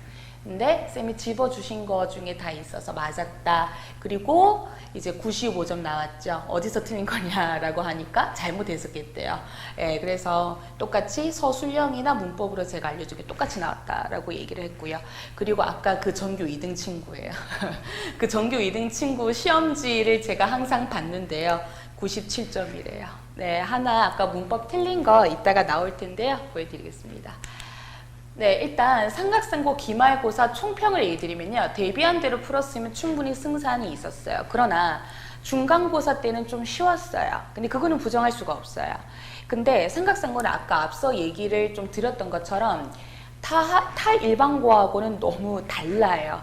제가 저기 강남에서 풍문고도 해봤고요. 그리고 저기 마포에서 성심여고도 거의 전무도로 했었고 이외에 9개 고교도 싹 다 했었고요. 성북에 와서도 지금 뭐 용문고, 삼각상고도 하고 있는데 근데 다른 점이 뭐냐면요. 어법을 너무나도 극강으로 밀어요. 그리고 범위가 너무 좁아요.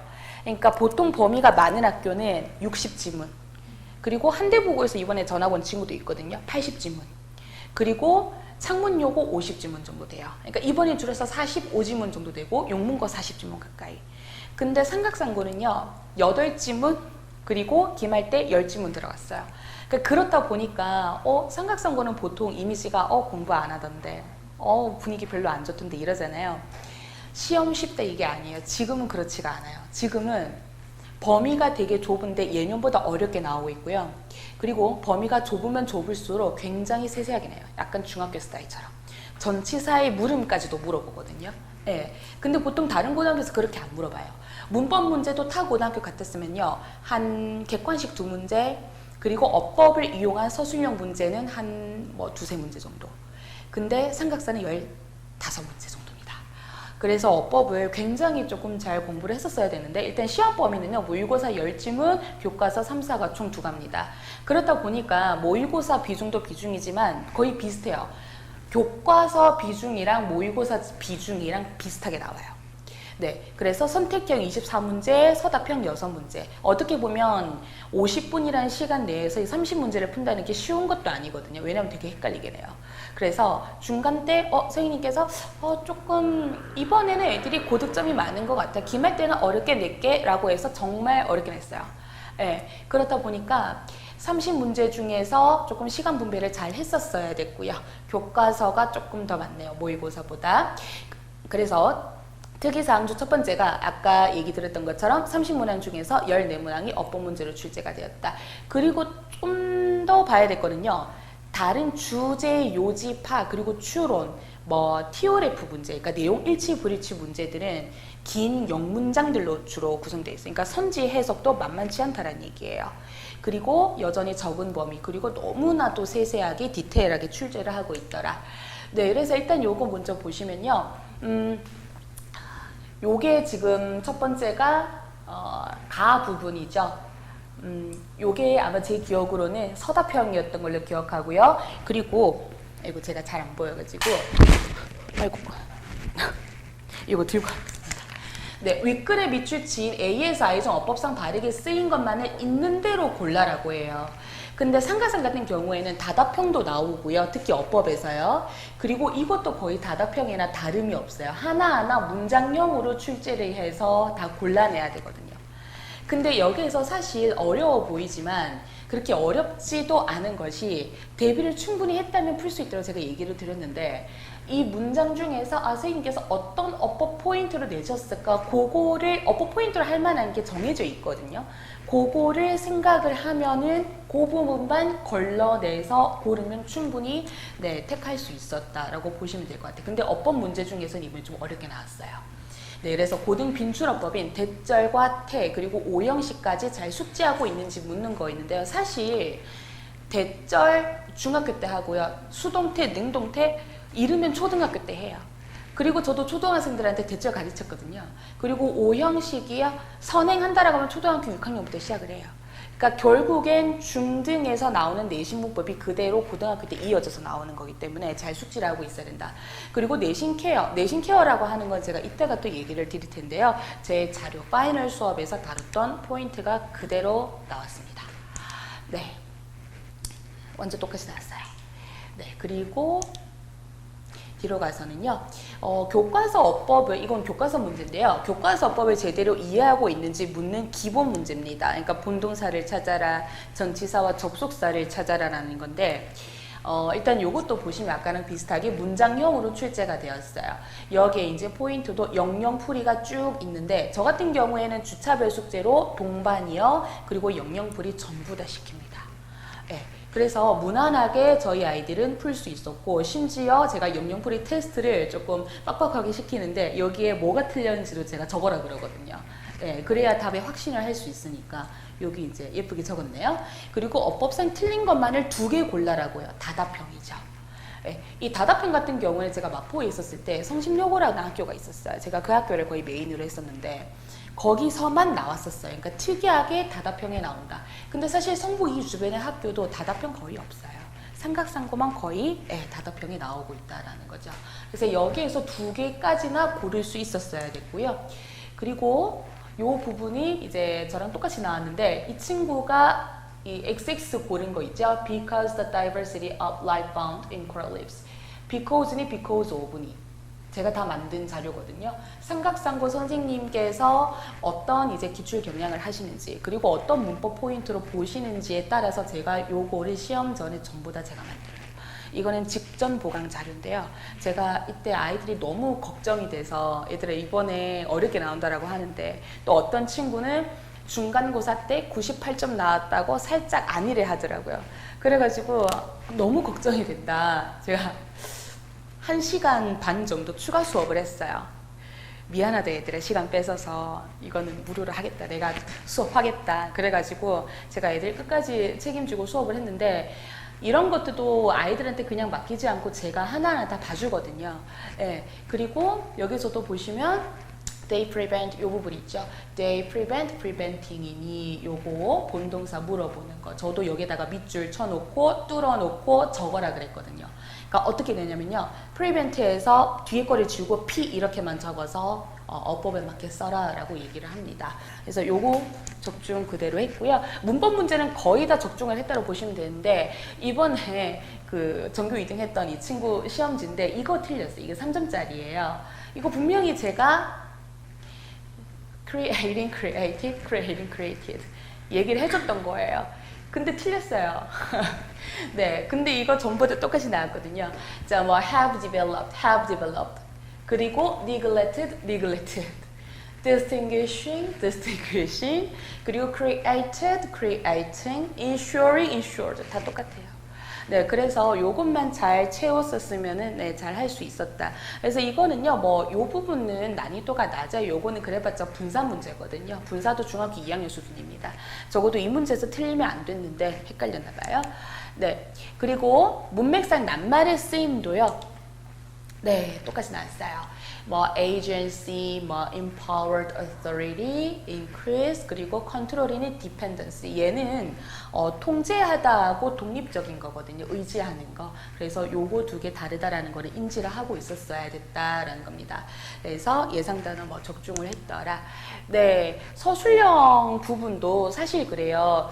이게 학원마다 선생님들마다 이 서술형이 굉장히 난제예요. 어떻게 대비를 시키나. 그리고 삼각상고가 서술형이 적은 편이 아니거든요. 그래서 저 같은 경우에는 첫 번째로 모든 지문을 전부 다 배열시키진 않아요. 영작시키지 않고요. 전부 다 외우기 시키지 않아요. 저는 첫 번째는 숙지를 하라고 시켜요. 생 지문을 주고 제가 수업을 했던 그 필기, 그걸 복기를 해라. 7에서 10번까지. 그래서 제가 생자 지문을 주면 그걸로 계속 복기를 시켜요. 그리고 2번째는 제가 짚어줘요. 네, 이거는 제가 봤을 때는 이거는 나온다, 이거는 안 나온다. 대신에 안 나오는 것들까지 한 번쯤은 배열하는 연습을 해봐라. 다만 제가 짚어준 거에서 거의 나올 테니 요거에서 조금 집중을 해서 공부를 해봐라 라고 해요. 그러면 제가 내신 직전, 그러니까 내신 시험 중간고사, 기말고사 직전에 서술형이 나올 것 같은 예상 문장들은 전부 다 한번 제가 다 문제를 싹 다 만들어서 배열을 직접 하라고 시켜요. 그래서 그것만 외우고 들어가게 시키고요. 그래서 사실 직전 보강이 이번에 저도 아이들을 많이 남기는 스타일이라서 2시부터 6시까지가 4시간 정도 직전 보강을 했다면 제가 추가 수업으로 5시, 6시쯤까지 했어요. 근데 아이들이 그러더라고요. 선생님 시험 전날인데 10시에 집 가면 안 돼요? 이러더라고요. 그래서 제가 있는 게 편하다고. 그래서 10시까지 남아서 애들이 그 문장을 다 외우고 갔어요. 그러고 나서 거의 다 1등 나왔어요. 그 친구들은. 네. 그렇게 보시면 되고, 이제 요것도 똑같습니다. 여기서 포인트는 뭐냐면 have been pp거든요. 똑같아요. 여기서부터 advance, 여기 지은쌤 픽이라고 되어 있는 문장이 있어요. 이게 서술형 예상 지문이거든요. 요거 외워라 해서 똑같이 advanced부터 쭉 이렇게 그대로 썼으면 됐던 거예요. 그래서 똑같이 have been put. 네. 사실 요거를 제가 짚은 이유가 따로 있어요. 교과서 핵심 문법이거든요. 예, 그래서 어떤 학교는 교과서 핵심 문법을 안 내는 학교도 있고 내는 학교도 있거든요. 그냥 삼각삼고는 내요. 예. 그리고요, 네. 요것도 올리 도치구문인데 중간고사 때도 올리 도치구문이 나왔었어요. 그런데 이번에 여기 보시면 여기 가 부분에 우리 아이가 올리든 문장을 시작할 것, 그리고 올리든부터 does 일반 동사 예쁘게 썼니? 도치 잘 시켰냐고 물어보는 거예요. 그런데 지은쌤 픽에서 똑같이 네, 이렇게 나왔다라는 점. 그래서 요거는 반드시 외우라 라고 하는데요. 저도 여기 전체 지문을 보시면 지은쌤 픽 문장이 몇 개 없어요. 그러니까 다 외우라고 시키진 않고요. 포인트가 있는 것만, 학교생께서 내실 것 같은 것만 제가 짚어주는데 지금 총 9문장인데 여기에서 2문장 짚어줬어요. 거기에서 1문장 나온 거죠. 네. 그리고 네, 마지막에서도요, 똑같이 뭐 단어가 똑같이 나왔더라. 근데 이거는 조금 어렵죠. 왜냐면 전체를 다 외우고 있었어야 되는 거니까. 근데 그럼에도 불구하고 타 학교보다는 쉽게 내는 편이에요. 제가 마포에 있었을 때 중앙여고라고 하는 학교도 했었는데요. 근데 그 학교는 보기를 안 줘요. 보기를 안 주고 그냥 뚫어놓고 채워라 이렇게 해요. 근데 삼각성고는 적어도 보기를 줘요. 그러면 너무 다행인 거죠. 네, 그래서 이거는 5점짜리라서 배점이 좀 높았더라. 그래서 제가 뚫어준 거하고 다 똑같이 나왔으니 아이들이 그래도 좀 자신있게 쓸 수 있었을 것이다. 네, 그래서 삼각성고 저희 중간고사 대비는요. 일단 첫 번째는 영역별 전략입니다. 단어 같은 경우에는 고등학교 1학년 수준의 어휘만 갖추어도 선지 변형 대비 가능한데 삼각사는 변형 많이 아니에요. 네, 그래서 대신에 지문의 키워드나 표제어, 동반이어 특히 영영풀이는 숙지가 필요합니다. 영영풀이랑 키워드 표제 요거 2개. 왜냐면 서술형으로도 나올 수 있기 때문에 그렇고요. 그리고 제가 플러스로 삼각사는 범위가 적기 때문에 아이들의 좀 어떤 학습 부담이 덜어질 수 있잖아요. 그러면 해이해진단 말이죠. 그래서 이 친구들을 어떻게 할 거냐. 나중에 고등학교 2학년 갔을 때는 그래도 범위가 좀 더 많아지거든요. 점점 늘어나거든요. 그래서 우리 아이들한테 삼각사만큼은 능률복화 어원편이라고 고1의 수준의 단어점은 제가 한 달 동안 시켜요. 데이 10씩. 그러면은 매주 200단어씩 플러스로 외우기 시켜요. 공부 더 좀 해라고. 예, 그렇게 해야 모의고사에서도 충분히 변형이 대비가 가능하니까요. 그리고 두 번째는 문법을 좀 체계화시켜야 돼요. 그러니까 고등학교 문법이 따로 있는 게 아니라 초등학교 때 대명사 배우죠. 그 다음에 중학교 때 초등학교 때 대명사, 조동사 이런 거 배우고 의문사 등, 그 다음에 중학교 때 투부정사, 동명사, 관계사 이런 거 배운다면 그 모든 문법들이 머릿속에서 정리가 되어 있어야 돼요. 예를 들어서 동사에다가 ing를 붙였어요. 그러면 동사에다가 ing 붙인 문법이 뭐 있었지? 현재 분사하고 동명사가 있었지. 그럼 동명사가 뭐였지? 현재 분사가 무슨 역할을 했지? 이런 식으로 서랍처럼 꺼낼 수 있어야 돼요. 그래서 이거를 제가 체계화를 시키고 있고요. 그리고 신텍스라고 있는데 이거는 구문이에요. 서술형을 쓰기 위함이고요. 제가 목일반이라고 한다면 목요일에는 내신 수업, 일요일에는 서술형 수업을 해요. 문법 수업을. 네, 그래서 긴 문장을 해석하고 영작할 수 있는 능력까지, 그리고 플러스로 선지 해석까지 가능해야 되기 때문에 이거를 좀 시키고 있습니다. 네, 그래서 변화하고 성장을 믿는 마음을 좀 가지고요. 작은 것도 정성을 다해야 됩니다. 삼각사는요, 범위는 적어요. 다만 문제 자체가 헷갈릴 수가 있습니다. 핵심 압축 대비를 해야 되고, 그러니까 전체 지문을 한번 정리를 해야 돼요. 그리고 실수를 줄이는 게 가장 중요해요. 그러니까 아까 그 전교 2등 친구는 중간고사 때 뭐 이 S를 써야 되는데 S를 안 썼어요. 그러니까 그런 것 때문에 2점이 까여서 100점인 줄 알았는데 뭐 98점 나왔더라. 뭐 이런 경우도 있었고요. 그리고 학년별로 삼각상고, 네, 학년별로 선생님별로 출제 경향에 맞게 자료를 제가 다 직접 제작을 해요. 예, 그래서 저희 친구들이 선생님 이렇게 힘들어 보이세요? 라고 하더라고요. 쾌하다고. 네, 그래서 세 번째는요, 주차별 숙제하고 테스트가 있어요. 그러니까 주차별로 올 때마다 숙제가 있고 전 지문 전 유형으로 변형하는 숙제가 있어요. 그리고 복습 테스트도 있고요. 단어도 있어요. 이거는 절대 게을리하면 안 돼요. 왜냐면 그렇게 해야 나중에 제가 복습 주간을 주는데 시험 대비를 7주에서 8주 정도 담는다면 첫째 3주에서 4주간은 내신 수업을 들어가고 그 뒤에 3주가량은 학원에서 복습을 시켜요. 네, 복습을 시키고 집에 가서는 다른 공부해 라고 해요. 학원에서 그냥 칠 거 다 치고 기출 풀고 다 끝내. 집에 가서 수학해, 과학해 이렇게 제가 시간을 벌어주고 있어요.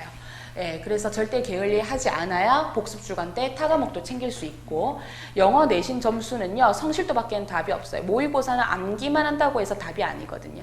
정말 다방면으로 공부가 되어 있어야 돼요. 그런데 내신만큼은 정해진 범위에서 정해진 기간 안에 내기 때문에 무조건 암기예요. 암기 플러스 포인트를 잘 짚어야 돼요. 네, 그래서 이번에 저한테 이제 2학기 때 또 새로 온 친구, 삼각산이 지금 한 12명 정도 돼요. 예, 한 반에. 근데 그 이번에 새로 온 친구가 선생님, 삼각산 범위 적다고 무시했는데 암기만 하면 되겠지 생각했는데 아니더라고요. 이렇게 얘기하더라고요. 암기만 한다고 해서 절대 안 돼요. 예, 무조건 이해를 해야 돼요. 라고 얘기를 하더라고요. 그래서 저한테 왔대요. 네, 그렇게 얘기를 좀 하고 있고요. 그리고 네 번째는 제시 관리. 저는 이제 관리를 조금 많이 내세웁니다. 아이들을 조금 푸시를 많이 해요. 근데 삼각산은 조금 덜 푸시하는 편이에요. 왜냐면 범위가 적고 그리고 잘하는 아이들이 좀 있다 보니까 다 잘 해오더라고요. 그런데 저는 테스트가 전체 개수 80% 미만이면은 학원 한번 다시 오라 그래요. 아니면은 남겨서 제시 치고 보내요. 약속 시간대에 재등원시키고 그리고 제시험만 보고 바로 하원. 매기는 거는 제가 하고요. 채점 후에 다음 현장에서 오답노트 바로 시키고. 네, 만약에 시간이 다 안 된다 그러면 카톡 사진 보내. 언제까지 기간 줄게. 그러면 제가 그거 끝까지 확인해요. 네. 그래서 거의 보통 남기는 편이에요. 아니면 일찍 오거나. 그래서 관리를 조금 푸시를 하고 있고요. 그리고 제 교재는요. 일단 내신 대비는 전부 다 제 자체 교재로 들어가요. 그리고 첫 번째는요. 수업 진도에서는 1주차에서 4주차까지 나가는데요. 주간 내신이라고 하는 이 교재는 제가 사실 타 학원하고 계약을 했어요. 거기서 발주를 해오는 거예요. 예, 연간 계약금이 꽤 있는데 제가 왜 타학원하고 이번 올해년도 계약을 했냐면요. 올해 22년도 개정교육과정 들어가면서 교과서가 싹 다 바뀌었어요. 네, 그래서 시중에 자료가 없는 상태에서 아이들한테 좀 더 질 좋은 자료가 없을까 고민을 하다가 타학원하고 이제 그쪽에서 직접 만든 자료를 제가 갖고 오는 거죠. 대신 수업은 삼각상고에 맞게. 예, 대신에 이외에 숙제, 케어, 구문 이런 것들은 다 제가 만들고 있습니다. 그리고 이제 주차별 숙제 같은 경우에는 전 지문 전 유형으로 다 변형을 시켜요. 한 지문당 변형이 될 수 있는 모든 유형으로, 모든 문제 유형으로 쫙 다 변형시킨 다음에 아이들한테 풀려. 근데 그게 많기는 하지만 그래도 네, 일주일치만큼 기간을 주거든요. 그리고 그거를 또 빨리 다 끝내는 친구들이 있어요. 그러면 제가 하드 버전을 줘요. 예, 보통 1등급 친구들이 빨리 끝내고 고난도 문제를 가져가는 편이에요. 그래서 제가 요거까지 풀리게 시키고, 그리고 삼각상고의 내신 케어라고 하는 부분은 시험 1주 전에 제가 동형처럼 아까 이제 보여드렸던 그 적중 자료를 제가 전부 다 뚫고 한글로 다 작업을 칩니다. 그러면은 삼각상고의 선생님의 기출 경향에 맞게 이번에는 이렇게 내시겠다 하는 거를 좀 연구를 해서 아이들한테 좀 주고 있는데, 요거는 풀자, 같이 보자 해서 제가 여분의 자료까지 더 주고 외우라고 하는 편이에요. 보통 어떤 애가 그러더라고요. 아까 그 40점 오른 친구가 선생님 근데 이것만 잘 보고 이것만 다 외워도 80 넘겨요 이러더라고요. 예, 근데 이거는 아이의 말이고 네, 뭐 또 이번에는 또 모르겠어요. 또 적중이 되면 좋겠지만 그러려고 노력은 하고 있습니다. 그리고 주간 구문이라고 하는 거는 아까 얘기 드렸던 그 서술형하고 내신 부분입니다.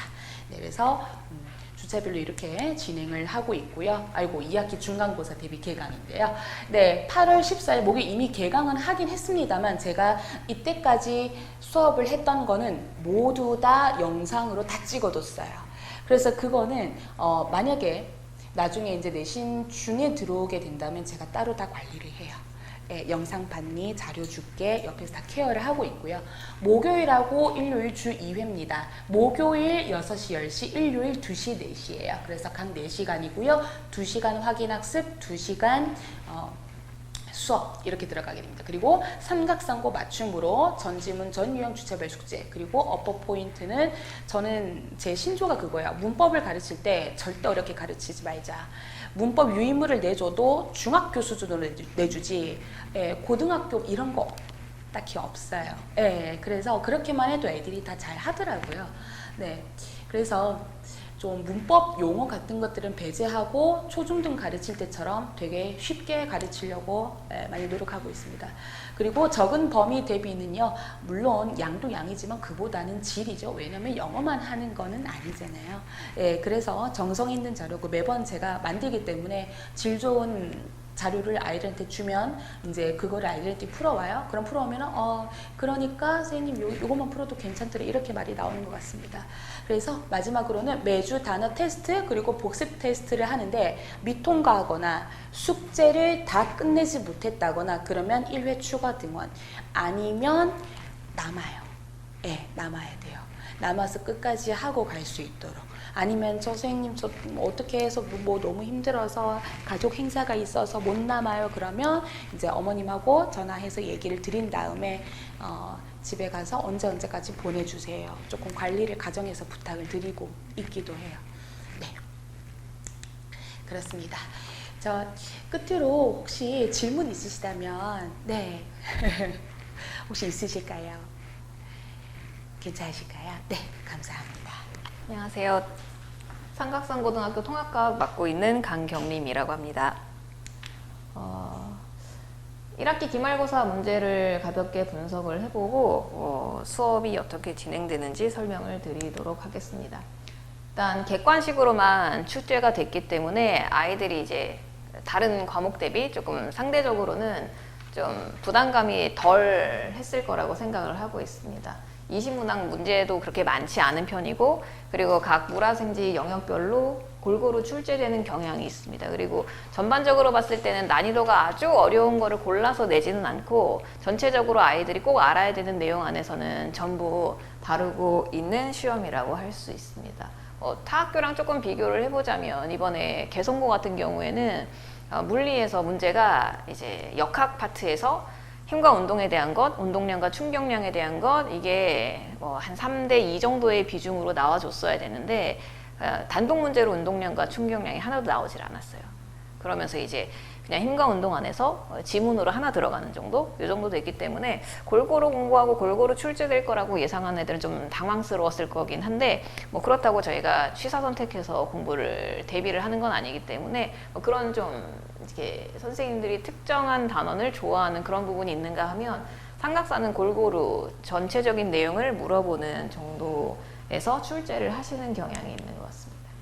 전반적으로 보면 난이도를 사실 제가 이제 상중하를 나누기가 사실 그렇게 이렇게 딱 경계가 그렇진 않은데 전반적으로 자료 양이 점점 많아지고 있는 편이라서 딱 하나 정도만 알면 그냥 문제를 풀 수 있는 정도 그런 문제는 갈수록 적어지고 있고 그래도 상대적으로 적은 양을 공부하고도 맞출 수 있는 것들을 난이도 하로 담는데 그렇다고 하더라도 난이도 하가 그렇게 막 많다고 볼 수는 없고 이런 문제 같은 경우도 난이도가 그렇게 저는 높다고 보지는 않는데 그래도 이제 그림 같은 거 저희 이제 어렸을 때랑 생각을 해보면 자료를 분석해야 되는데 그림을 파악을 한다든지 아니면 교과서에 있지 않은 자료를 이제 해석을 한다든지 이런 것들이 계속해서 요구가 될 거기 때문에 아주 단순하게 과학이 이제 나온 거 외워서 풀 수 있는 이런 과목은 점차 아니게 되는 경향이 있습니다.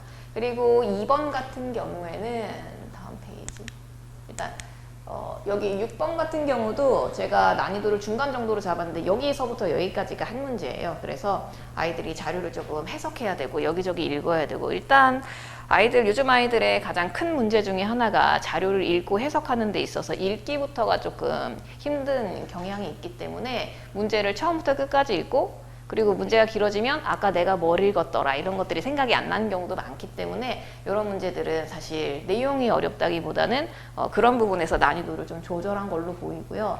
그 다음에 제가 상난이도 정도로 잡은 게 어디 갔냐? 여기 있나? 아, 여기 잘려서 있구나.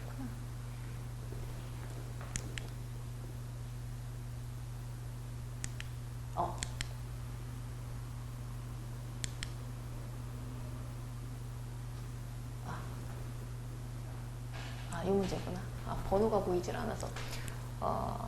이제 주기율표를 주기율표고 그 주기율표를 보고 그 성질을 해석할 수 있어야 되고 그리고 이온 결합이니 공유 결합이 아닌 결합 같은 것들도 주기율표상에서 어떤 위치에 있는 원소들끼리 가능한 것이 있고 가능하지 않은 것들이 있고 이런 것들을 한꺼번에 이렇게 해석을 해야 되는 문제들이 이제 출제가 되는데 보통은 아이들이 앞장에서 뭐 1, 2, 3, 4, 5번 정도면 이거는 그냥 점수 주는 문제려니 이렇게 접근할 수 있는데 2번부터 그런 자료를 해석해야 되는 문제가 나오기 때문에 아이들이 처음에 이거 어려운 문제구나 이렇게 생각을 할 수 있을 것 같아요. 난이도 자체로는 사실 이런 자료를 해석하는 문제는 고등학교 2학년 화학 문제예요. 그래서 고2 화학에서 주로 다루는 건데 이제 주기율표 부분은 상당히 비슷해요. 고2 화학이랑.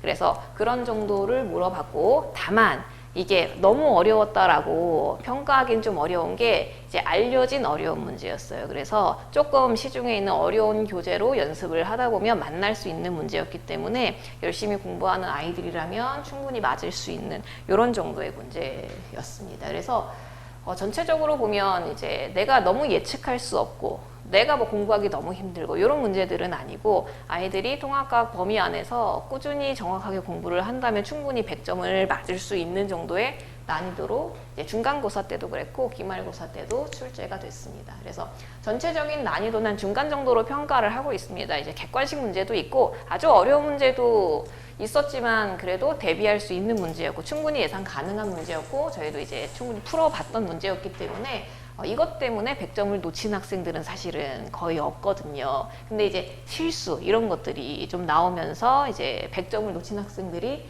생기게 되는데 그 말은 이제 다시 말하면 1등급 따기가 너무 힘들다는 거예요. 그래서 아이들이 이제 크게 봤을 때 힘들어하는 애들도 있는데 어떤 아이들은 되게 쉽게 통합과학은 쉬워요 이렇게 받아들이는 아이들이 있어요. 그래서 그런 아이들은 이제 차이가 중학교 때 어떻게 과학을 접근했느냐의 차이가 제일 큰 것 같아요. 그래서 조금 중학교 때부터 차분히 천천히 원리를 접근하는 아이들은 이제 공부량이 되게 많지는 않았어도 그 방식을 그대로 고등학교까지 이어올 수가 있는데 이제 시험은 봐야 되고 이제 급급하니 외워서 올라온 아이들은 아무래도 고등학교에서는 좀 막히는 경우가 많아요. 그래서 제가 지금 수업을 하다가 왔는데 이제 전자기 유도 현상이라는 걸 이제 수업을 하다 왔는데 거기를 얘기를 하려면 중학교 2학년, 3학년이 당연히 이제 연결이 돼요. 과학 같은 경우에는 그 이전의 교육 과정에서 배웠던 게 누적이 되면서 그 다음 개념으로 연결이 되게 되는데 아이들이 거기에 대한 기억도 별로 없고 기억을 더듬어 보니 거긴 잘 이해를 하지 못했대요.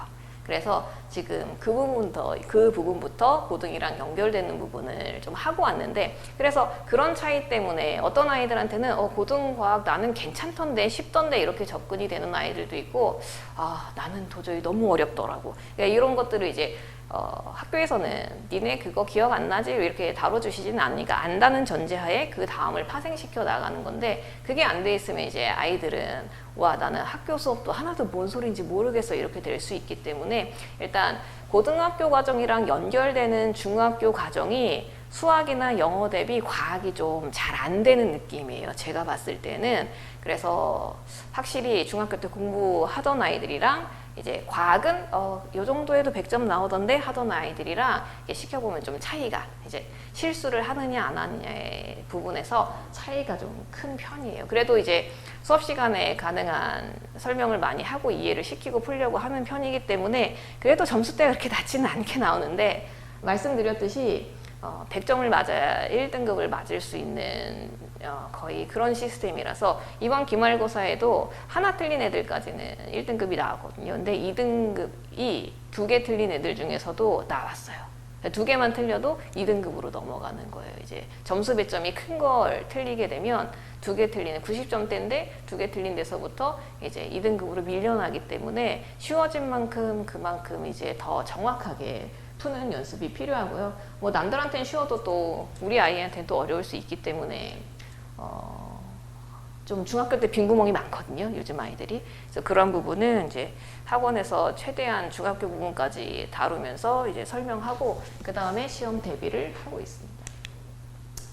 자, 2학기는 1학기 때는 사실 어려운 단원들이 되게 많은 편이에요. 아이들이 이제 고등학교 전 과정에서 나중에 이과 가서 물리 선택하는 애들도 힘과 운동 부분을 제일 어려워하는데 그 부분이 1학기에 있었고 전반적으로 좀 어려운 단원들이 계속 배치되는 과목이었는데 2학기는 상대적으로는 그것보다는 양이 좀 적어요. 어려운 단원, 원리를 파고드는 단원은 조금 적은 편인데 애들이 다 기억하지 못하는 단원들이에요. 그래서 사나우는 중화 반응, 화학에서 굉장히 중요한 단원이고 전자기 유도현상 방금 이제 설명을 하고 온 부분인데 여기에 대한 기초적인 거는 진짜 없는 아이들이 대부분이에요. 그래서 이 부분 설명하고 엘니뇨가 어떻게 발생하는지 이제 암기로 접근하지 말라고 하거든요. 엘니뇨는 다른 제가 어렵다고 평가하는 단원 대비는 조금 물리적으로는 쉽게 접근할 수 있는데 아이들이 그러다 보니 그냥 외워서 결과를 내려고 해요. 근데 다 자료를 주고 자료를 해석해서 그럼 여기서 뭐가 바뀌겠니를 물어보기 때문에 외운 게 시험에 나오면 그냥 난이도 하 정도에서 나오면 다 맞힐 수 있지만 혹시 변형이 된다면 그리고 저는 아이들 이제 수업을 해줄 때 지금 내신도 중요하지만 나중에 수능에서 너희가 자료를 해석해야 되는 문제를 접할 거니까 지금부터 이런 공부 습관을 가지라고 좀 설명을 하는 편이거든요. 그래서 저희 이번 방학 같은 경우에는 이렇게 딱 단원 정해가지고 이 4개 단원 안에서 이것만 팠어요. 나머지 암기 과목이라든지 이런 것들은 계약하고 그때 외워야 더 잘 기억이 나니까 그런 것들은 이제 나중으로 돌리고 이 부분을 조금 이제 집중적으로 공부를 하고 그리고 이제 어려우니까 2번 할 때 되면 들어서 적용시키기가 훨씬 쉬울 거라고 생각해서 이렇게 진행을 하고 이제 다음 주부터 이제 처음 단원으로 돌아가서 시험 대비를 진행할 예정입니다. 그래서 이게 뭐 좋은 소식이라고 할 수 있습니다. 그냥 어려운 단원이 적어진 만큼 내가 노력하는 만큼 점수를 올릴 수 있다는 게 장점인데 대신에 이제 거의 1학기 때는 1개 틀린 때까지는 그냥 1등급이 나왔다 생각을 한다면 2학기에는 거의 100점 선에서 결정이 되지 않을까. 그래서 2개도 100점 적은 거 틀린 애들은 이제 1등급이 나와줬거든요. 근데 2개까지도 내려오지 않지 않을까. 이렇게 조금 걱정을 하고 있어요. 그래서 어려운 단원이 적어지는 만큼 그래서 완벽에 가깝게 풀어줘야 되고 또 객관식으로 계속 출제되고 있기 때문에 여기서 실수는 그냥 점수가 떨어지는 거고 등급으로 바로 연결이 되기 때문에 이 부분 정확하게 공부하는 습관을 좀 가지는 게 좋을 것 같습니다.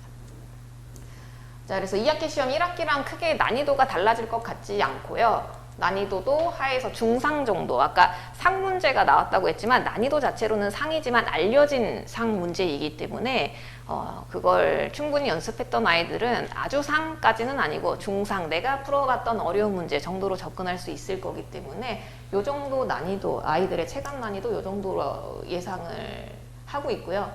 1등급이 목표라면 지금 저는 그냥 보수적으로 딱 100점이 나와야 1등급이 나오지 않을까 생각을 하고 있어요. 그래서 통합과학 1에 비해서 이제 단원이 쉬워진 만큼 암기 분량도 그렇게 녹록지는 않을 거라서 이런 부분 꼼꼼하고 좀 성실한 아이들이 좀 잘할 수 있을 것 같고 그래서 물리가 들어가고 화학이 되게 많이 들어가고 했던 1학기 때 대비 저는 이과는 전혀 아닌 것 같아요 하는 애들도 충분히 어느 정도는 성과를 좀 낼 수 있지 않을까 이렇게 예상을 하고 있습니다.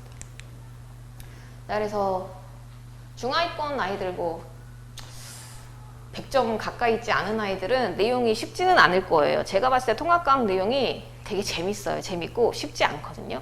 근데 그걸 이제 아이들이 학습을 할 수 있을 정도로 컸어요. 고등학교 1학년이기 때문에. 그래서 얘네들이 중학교 때 어떤 베이스를 가지고 있느냐에 따라서 그게 얼만큼 이제 사고가 확장되고 이런 차이 때문에 좀 더 점수의 성취도가 높은 아이들, 낮은 아이들로 나뉘게 되는 것 뿐이지 사실 할 수 있는 정도의 난이도를 아이들한테 주고 있거든요.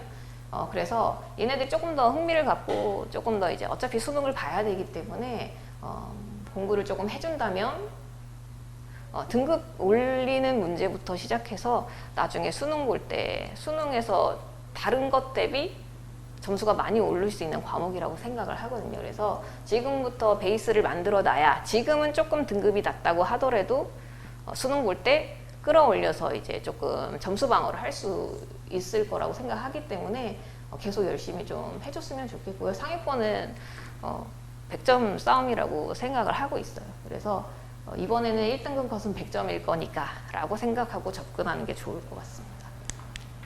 그래서 저희는 수업이 수요일 7시에서 10시, 지금 수업 시간이 원래 진행되는 시간이고요. 확인학습을 보통은 이제 수업 시작하기 전에 와서 이제 질문하고 문제 풀고 하는 시간을 가지는데, 시간이 만약에 안 된다면 수토일 중에서 이 시간이 제가 수업 없이 아이들을 봐줄 수 있는 시간이기 때문에 이때로 좀 권장을 하고 있습니다. 만약에 안 된다면 이제 다른 시간을 좀 상의를 하면 되고요. 그래서 저희가 크게 이렇게 3권 정도를 교재로 사용을 하고 있고, 난이도에 따른 거라고 보시면 되겠어요. 이게 기본 교재고 얘네들이 이제 시험을 대비하는 교재로서 이번 시험, 지난 시험을 봤을 때 좀 교과서랑 연계된 문제들을 선생님이 좋아하시는 것 같아요. 그래서 같은 출판사 문제로 정해봤고요. 이거 외에도 아이들이 비슷한 유형을 계속 풀면서 이해를 했는지 확인하는 부분이 있기 때문에 문제를 상당히 조금 많이 푸는 편이에요. 그래서 문제의 적응력 높이고, 그럼에도 불구하고 실수가 계속 나오고 있기 때문에 실수를 줄이는 데 최선을 다하고 있습니다. 사실 수업을 아이들이 재밌다고 하거든요. 재밌게 듣거든요. 그래서 이해는 됐는데 이게 100점인 녀석들이랑 한두 개 틀리는 아이들이랑 그렇게 크게 실력 차이는 안 나요. 다 알고 있는데 시험 때 제가 그때 왜 이걸 이 글자로 봤을까요? 이런 걸로 안타깝게, 너무 아깝게 2등급으로 밀려버리니까. 그래서 이제 어려운 과목이라기보다는 그래도 취미를 붙이고 재밌게 공부할 수 있는 과목이기 때문에 좀 재밌게 공부했으면 좋겠어서 수업을 진행하고 있습니다. 중학교 때 베이스가 확실히 안 돼 있는 아이들이 많기 때문에 중학교 때 것부터 수업을 조금 해주는 편이에요. 자, 안녕하십니까. 통합사회, 사회, 그리고 한국사를 담당하고 있는 남택범이라고 합니다. 자, 오늘 이렇게 설명에 와주신 여러분들께 먼저 감사 인사드리고요. 그리고 이 설명에 직접 참석해서 함께 호흡하면서 설명을 드렸으면 더 좋았겠지만 저희 개인적 사정으로 인해서 이렇게 영상으로 만나뵙게 되었습니다. 자, 여러분들과 함께 이 살펴보게 될 통합사회 한국사 과목 어떤 내용들을 배우게 될 것인지, 그리고 또 어떻게 대비하면 좋을지, 이런 부분들에 대해서 간략하게 설명을 드리도록 하겠습니다. 자, 먼저 통합사회 교과부터 한번 좀 살펴보도록 할게요. 자, 통합사회가 1과 2 이렇게 두 개로 과목이 분리되면서 1단원, 그러니까 1학기 때의 단원과 2학기 때 단원은 이제 명료하게 구분이 되게 됩니다. 그러면서 이제 밸런스를 맞추기 위해서 작년과 다르게 변화가 좀 있었는데요. 자, 나눠진 결과를 봤을 때 1학기 분량보다 2학기 분량에서 조금 더 어려운 단원들이 많이 들어가 있지 않았는가라고들 생각했습니다. 그래서 아마 개학을 막 한 학교들의 사회선생님들이 2학기 때는 조금 더 어려울 거야 라고 이야기를 했다라고 하는 걸 요 여름방학 수업을 진행하던 학생들한테도 좀 듣게 됐거든요. 그렇습니다. 2학기 때 과목들에서는 조금 더 난이도가 높은 파트들이 많이 등장하게 될 겁니다. 그리고 또 대부분의 학교들이 1학기 때에도 난이도를 높이기 위해서 기존 사회탐구 9과목의 어떤 개념들을 확장용으로 아이들에게 제시하고 그걸로 시험 문제를 만들어서 며칠 출제했던 학교들 많이들 보였었는데요. 특히 이제 뭐 신일고, 그다음에 여기 이번에 삼각산고도 난이도를 좀 높여서 문제들을 냈고요. 영훈고 같은 경우에도 사회 문제가 좀 어렵게 출제되는 모습들을 볼 수 있었습니다. 자, 이렇게 해서 2학기 때는 그럼 어떤 과목들을 배우고 어떻게 확장될 수 있는가라고 하는 기본적인 내용들을 한번 좀 살펴보도록 할게요. 자, 첫 번째 단원부터 5개의 단원들이 있는데요. 이 중에서 어느 단원이 가장 어려울 것인가 라고 하는 것을 예상했을 때 저는 1단원, 2단원, 3단원 그 중에서도 3단원이 가장 난이도가 있게 출제될 수 있다라고 설명드리도록 하겠습니다. 학교에서 1학기 때처럼 선생님들이 여러 명이 나누어져서 수업이 진행되기 때문에 각 단원을 아마 처음부터 시작하실 수 있고요. 그 다음에 상대적으로 좀 쉬운 내용이 들어있는 4, 5단원을 중간 기말로 하나씩 나누고 요 내용들을 함께 확장하는 방식으로도 저는 가능성이 있다라고 생각합니다. 그래서 1, 2, 3단원 중에 한 단원 반 정도씩이 중간고사에, 그리고 4, 5단원의 하나가 중간고사에, 나머지를 기말고사에 이런 식으로 분배하지 않을까. 또는 통합사회 선생님이 3명이다 라고 했을 때에는 1, 3단원 또는 4, 5단원을 한두 명씩 나누어서 수업이 진행되지 않을까라고 생각이 됩니다. 자, 그래서 이 1, 2, 3단원이 시험 문제가 좀 어렵게 나올 건데 어떤 것들이 있기에 어려울지 한번 좀 보도록 하면요. 자, 1단원은 인권과 관련된 내용입니다. 그래서 프랑스, 영국, 그 다음에 미국 독립혁명 등 3대 혁명이라고 하는 내용들을 다루다 보니까 세계사적인 요소가 들어갈 수 있고요. 그 다음에 현대 헌법 체계라고 하는 부분에서 우리 그 인권 보호를 위해서 삼권 분립을 만들고 국가 기구들 간의 견제 기능을 만들어놨어. 각 기구들은 어떤 방식으로 협력과 견제를 하고 있는지 권한들에 대한 문제가 출제될 수 있습니다. 자, 그런 문제들로 확장이 될 수 있어서 난이도가 좀 높아질 수 있고요. 또한 국민들의 주권 행사의 방식 중에 하나인 선거에 있어서 어떤 것들이 국민들의 의지가 반영된 선거가 될 수 있는가, 이른바 소선거구제와 중대선거구제를 개념을 익히고 그것을 활용해서 문제를 계산하는 도표 문제가 출제될 수가 있습니다. 이러한 부분들이 난이도를 좀 높일 수 있는 요소들이 될 수 있을 것 같아요. 그리고 이제 민주주의 체제의 근간이 되는 사회계약서를 주장했었던 세 학자가 있어요. 홉스, 로크, 루소라는 학자들의 사회계약서를 구분하는 문제들, 이런 것들이 이제 아이들이 아마 확장으로 만나게 될 문제들이 아닐까 생각합니다. 자, 2단원에서는요, 사회 정의와 불평등이라는 내용이 나오는데요. 정의라고 하는 것에서 정의란 무엇인가? 아마 마이클 샌들 선생님의 책 많이들 보신 적 있으실 거예요. 자유주의 정의관, 공동체주의 정의관, 이런 정의관들을 살펴보게 되는데요. 그런 정의관뿐만 아니라 분배에 있어서의 정의란 무엇인가, 교정에 있어서의 정의란 무엇인가를 심도 있게 탐구해서 지금 생활과 윤리 과목에 정의관으로 확장된 문제들이 출제될 수가 있을 것 같아요. 자, 그리고 불평등과 사회복지제도 같은 제도들이 나오는데요. 이 두 개는 모두 사회문화라는 과목에서 다루고 있는 주제들입니다. 문제는 사회문화라는 과목에서 그동안 수능에 기출됐던 문제 중 가장 어렵게 출제되는 도표 문제가 나오는 단원이 불평등과 사회복지제도에 관련 문제입니다. 사회 불평등은 과거에 절대적 빈곤과 상대적 빈곤선을 계산하는 도표 문제로 통합사회를 선택한 친구들을 가장 어렵게 만들었던 주제라면, 최근에는 사회복지제도의 종류와 그 복지제도의 혜택을 누리는 수급자들의 비율을 계산하는 문제로 어렵게 출제되고 있는 최근의 킬러 포인트라고 보시면 되겠습니다. 개념만 활용해서 문제를 만들면 쉽게 공부할 수 있는 부분이지만 이 기존 사회문화 과목에 도표 문제로 확장한다면 많이들 어려워할 수 있는 문제들이 나올 수 있을 것 같아요. 자, 그리고 5개 단원 중에 가장 난이도가 높다라고 할 수 있는 3단원이 있는데요. 3단원은 기반이 경제입니다. 그래서 경제를 바탕으로 자본주의가 발전해온 과정의 역사, 세계사 부분을 간단하게 살펴보고요. 그 다음에 합리적 선택이란 무엇인가 라고 하는 기회비용을 계산하는 계산 문제들이, 이후 비교 우위론이라고 하는 국가 간의 분업과 국제협력이라는 무역관계에 있어서 이익을 보는 구조를 계산하는 우위론을 계산하는 문제들까지 계산 문제들이 많이 출제될 수밖에 없는 단원이기도 해요. 자, 마지막으로 금융상품 특징이라고 하는 조금 상대적으로 쉬운 내용들, 예금, 주식, 그리고 또 채권과 같은 상품들의 특장점들을 비교하는 문제, 상대적으로 제일 쉬운 내용들이 이렇게 담겨 있습니다. 자, 그리고 통합사회 교과서에는 간단하게 시장의 변동에 따라서 개인의 자산 개념, 자산 계획을 수정해야 됨이라고 하는 내용으로 세 가지 요소를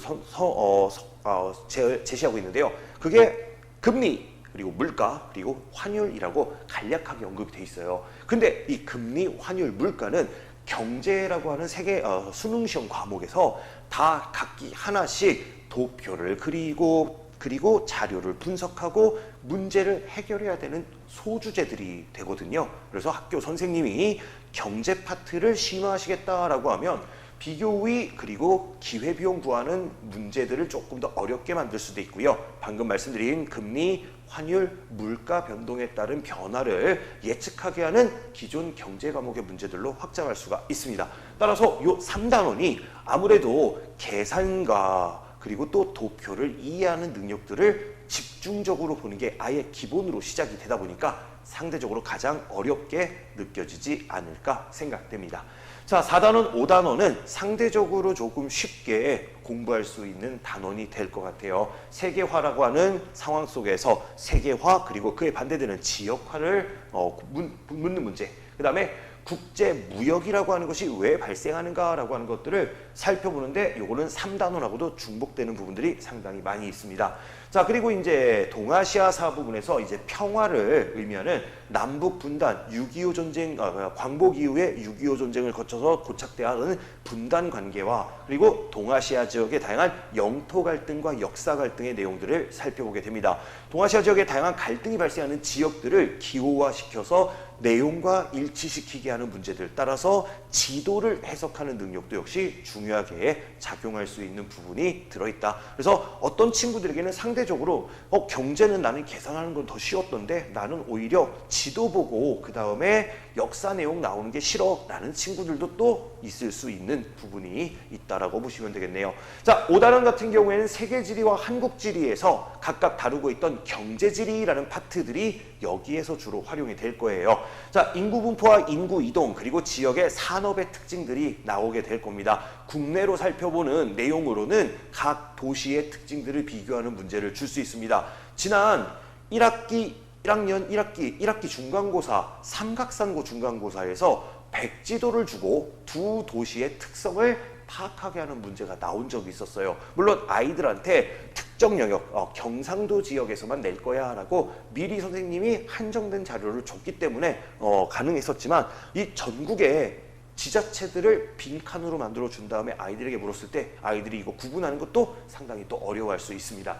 두 번째로는 세계지리 파트에서 주로 나오는 에너지 자원의 국제 이동을 살펴보는 거죠. 석유, 석탄, 천연가스라는 세 가지 자원을 중심으로 국가 간에 어느 정도의 거래량이 있는가라는 걸 통해서 이 수출하는 국가는 어디고 수입하는 국가는 어디고 이 정도 교역량을 보여주는 자원은 무엇이고 그 자원의 특징은 무엇이게 라고 묻는 형태의 문제들이 세계지리 과목에 나오는데요. 이런 것들이 출제될 가능성이 높은 파트들이 있다. 이렇게 보시면 되겠습니다. 자, 이렇게 해서 새 통합사회 같은 경우 1학기 때와 마찬가지로 학교 선생님마다 어떤 내용을 확장할지 그것을 예측할 수가 없기에 기본적인 교과 내용을 먼저 학습하는 것이 목표고요. 그 다음에는 학교별로 나오는 프린트, 즉 심화 확장된 부분들을 빠르게 캐치해서 그 부분에 대한 추가 강의와 그 부분을 해결할 수 있는 문제들을 제공하는 수업으로 여러분의 아이들과 함께 공부하고자 하고 설명을 드리고 있습니다. 자, 그래서 어떤 문제들로 어떻게 나올 것인가를 대략적으로 보여드리기 위해서 각 과목의 내용들에 확장될 수 있는 문제들을 아마 예상해서 여러분들에게 좀 보여드리려고 달아놨습니다. 자, 먼저 1단원 인권 부분에서 헌법기관의 기능으로 헌법재판소가 시행할 수 있는 위헌법률 심판에 관련된 문제, 이 정치와 법이라는 과목의 문제거든요. 이런 식으로 확장이 될 수 있을 것 같고, 그 다음에 두 번째, 교정적 정의라고 하는 파트는 정의란 무엇인가에서 잘못한 사람을 처벌할 때 어떻게 처벌하는 것이 더 정의로운가라는 것을 주장한 학자들의 입장과 그들에 대한 주장을 확장하는 문제들, 이런 것들 우리 1학기 때 행복단원에서 주로 했었던 방식으로 확장될 수가 있습니다. 자, 그 다음에 불평등이라는 파트에서 사회문화 과목에서 살펴보는 빈곤율 계산하기, 상대 빈곤, 절대 빈곤 계산하기 문제들이 이렇게 도표로 출제될 수가 있고요. 그리고 사회복지정책의 개념만 물어볼 수 있지만 사회복지정책의 각각의 종류를 수급하고 있는 수급자의 비율을 통해서 자료를 옳게 분석한 것을 고르게 하는 난이도가 가장 높은 문제들, 이런 것들이 출제될 수 있습니다. 참고로 이런 문제 같은 경우에는요, 이제 수능 시험을 준비하기 위해서 사회문화 과목을 열심히 공부하고 이 단원의 도표 문제를 열심히 풀어갖고 훈련이 거의 마친 친구들도 이러한 문제를 푸는 데는 못해도 2분 이상이 걸리는 난이도가 좀 높은 문제들이기도 해요. 이러한 부분들까지도 확장의 가능성을 가지고 있다라고 설명을 드리고 있는 겁니다. 자, 경제 파트에서 요거는요, 확장된 내용이 아니라 그냥 통합사회에서 그대로 낼 수 있는 부분들입니다. 왼쪽은 바로 합리적 선택, 기회비용을 계산해서 자신의 순편익을 가장 높은 것이 어떤 것인지를 고르게 하는 문제고요. 오른쪽은 국가가 무역에 있어서 어떻게 나누어서 분업해서 생산하는 것이 가장 이득이 되는가라는 비교 우위론을 계산하는 문제들, 이런 문제들은 그대로 출제될 수 있는 문제들. 요게 이제 더 심하게 확장되느냐 안 되느냐가 이제 관건이라고 보시면 될 것 같네요. 자, 마지막 동아시아 영토 분쟁은 말 그대로 역사적 내용들을 쭉 달아놓고요. 이에 따라서 갈등이 발생하고 있는 지역은 어디인가라고 하는 것들을 맞추게 하는 거죠. 그럼 각 지역마다 어떤 국가들끼리의 갈등을 벌이고 있고 어떠한 배경하에서 갈등이 발생했는지까지를 학습을 해야 되는 문제들이 출제될 수 있을 것이라고 예상되고 있습니다. 자, 이렇게 통합사회 과목에 대한 전망을 설명을 드렸다면 이제 한국사 과목은 어떻게 나올 것인가? 자, 한국사는 1학기까지 이제 일제강점기 이전까지가 끝났습니다. 그래서 일제강점기부터 들어가는 것이 일반적이겠지만 학교별로 그 앞단원에서 전근대 문학 파트들을 거의 건너뛰고 오신 학교들도 있어요. 그래서 이런 학교들은 한국사 2로 바로 들어가지 않고 한국사 1의 문화사를 또 학습할지도 모르겠습니다. 왜냐하면 전체 분량으로 봤을 때 한국사 2 과목은 그 범위가 많이 좁아졌기 때문에 아무래도 한국사 1의 문화사를 건너뛴 학교들이 그걸 또 갖고 온다면 난이도가 더 올라가는 결과를 만들 수 있을 것 같아요. 자, 일단 한국사 2 교과에서는 크게 일제강점기와 해방 이후 대한민국의 역사를 살펴보고 있습니다. 일제강점기라고 하면 벌써부터 머리가 지끈거리시는 학부모님들도 계실 겁니다. 학부모님들도 학교 다니실 때 역사 과목에서 제일 싫어했었던 부분 중에 하나가 일제강점기, 그중에 독립군들의 이야기가 아니었을까 생각합니다. 독립군들의 단체들의 명칭도 비슷하고요. 그들의 활동을 거의 연도별로 암기해야 될 정도로 빡빡하게 순서를 물어보는 문제들이 많이 출제되고 있기 때문입니다. 그래서 연도로 외우는 것만큼 좋은 방법이 없지만 연도로 외우는 것만큼 지루하고 재미없는 방법이 없기 때문에 가장 싫어하는 파트 중에 하나가 요 일제강점기 독립운동사가 되겠죠. 그리고 또 최근의 역사학계의 경향상 이 독립운동에 관련된 내용들을 좀 조망하고 한국 현대사 부분에 대해서 강조를 하자라고 하는 이번 교과서 취지에 따라서 조금 더 깊이 있게 어떤 출제가 이루어질 수 있는 가능성들도 염두에 두시면 좋을 것 같아요. 그래서 이런 독립운동사를 효율적으로 공부할 수 있는 방법들을 제안해 드리면서 아이들이 그나마 그래도 기본기를 바탕으로 응용할 수 있는 능력들, 그리고 또 다양한 자료들을 분석할 수 있는 능력들, 주로 한능검 유형의 시험 문제들이 많이 나오고 있는 요새 내신 문제들을 대비하는 수업들을 같이 진행해 보도록 하겠습니다.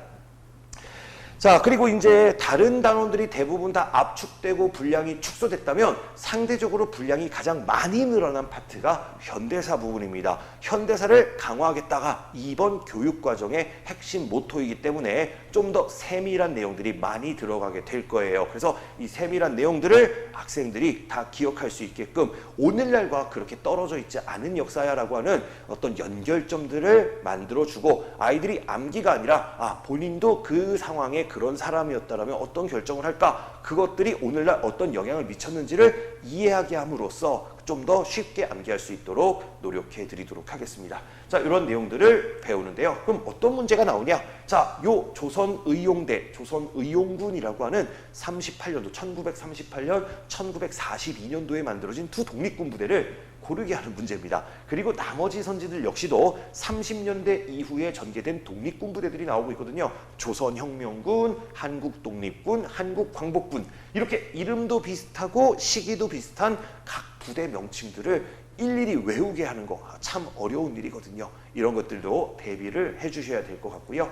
자, 그 다음에 요거는 현대사 문제인데요. 유신체제라고 하는 1972년부터 시작됐던 정치체제 하에서 볼 수 있는 사회 모습을 골라라 라는 문제입니다. 자, 유신체제라고 하는 시기에 벌어져 있는 정치, 경제, 사회, 문화 내용들을 섞어서 만든 문제예요. 프로야구 80년대, YH 무역 79년 이런 식으로 연도들과 최소한 연대를 파악해야지 문화사적 요소와 연결시켜 문제를 풀 수 있는 문제들 이런 것들도 가능성을 가지고 있다. 이렇게 어렵게 출제될 수 있는 부분들을 미리미리 대비해서 아이들의 최소한의 지식들을 높이고 그리고 성적 향상을 돕기 위한 노력들을 전개해 보겠습니다. 자, 그럼 어떻게 수업을 진행할 것이냐? 첫 번째로는요. 기본 개념들을 확립시켜주는 수업을 진행하게 됩니다. 자, 학교들이 다르고 진도와 범위가 다를 수 있습니다. 그래서 아이들이 학교 진도에 따라서 아이들을 그룹핑한 뒤 공통된 요소부터 우선적으로 수업을 진행하고요.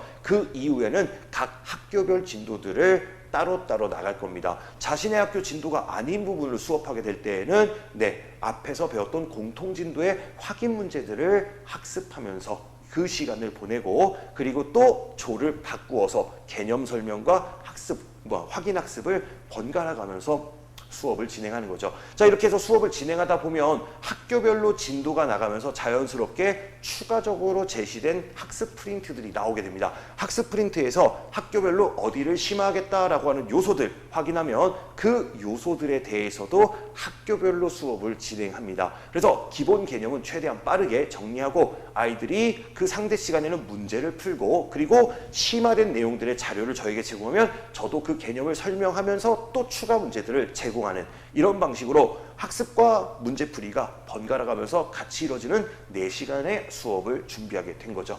자, 그렇게 해서 학교 프린트 분석까지 해서 심화 문제를 대비해주는 수업으로 진행을 합니다. 장점으로는요, 바로 문제들을 무한정으로 제공해 드리고 있다는 겁니다. 공부를 더 하겠다, 더 열심히 하겠다라는 친구들이 더 많은 문제들을 요구하는 경우들이 있습니다. 문제들을 끊임없이 제공해 드리고 있습니다. 물론 아이들에 따라서 기본 교재 문제도 간신히 푸는 친구들이 있어요. 조금 더 독려해서 문제를 풀게 하고 있고요. 그리고 기본 교재를 금방 끝낸 친구들한테는 작년 자료, 심화 자료, 심지어는 어려운 난이도의 수능형 자료까지도 제공해서 아이들이 문제가 없어서 못 풀겠다.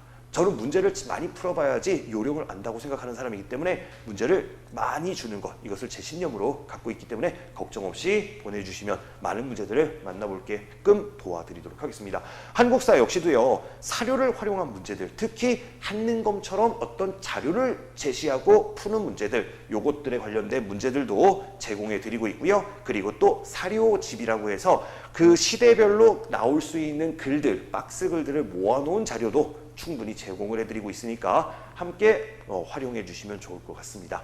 마지막으로 자, 통사와 한국사 과목에 한해서는 어쨌든 제가 점수, 좋은 등급을 맞게 하기 위해선 필고사도 중요하지만 수행평가 점수도 중요하다라고 생각합니다. 그래서 수행평가 점수에서 일단 감점을 당하지 않는 것이 목표이기 때문에 감점 당하지 않을 수 있도록 도움을 주기 위한 자료와 거기다가 수행평가가 단순히 만점을 받는데 목표를 가지면 안 되죠. 학종이라는 전형에서 수시라는 전형에서 학생부 종합 전형을 준비하고자 한다면 들어가는 세부별 특기 능력, 세특도 역시 진로의 방향에 연결되어 있을수록 아무래도 좀 더 명확하고 유리할 수 있습니다. 따라서 아이들이 가지고 있는 진로 방향에 맞춰서 수행 자료를 요구하면 그에 대해서 아이들과 논의하면서 수행 자료를 제시해드리고 있습니다. 이렇게 해서 아이들의 수행 평가 점수 감점을 막고 그 다음에 나아가서는 세특을 활용한 학생부 종합전형의 대비 목적까지도 도와드릴 수 있도록 해서 좋은 등급과 그리고 좋은 생기부까지 함께 도움을 드리고 있는 수업이라고 생각해 주시면 되겠습니다.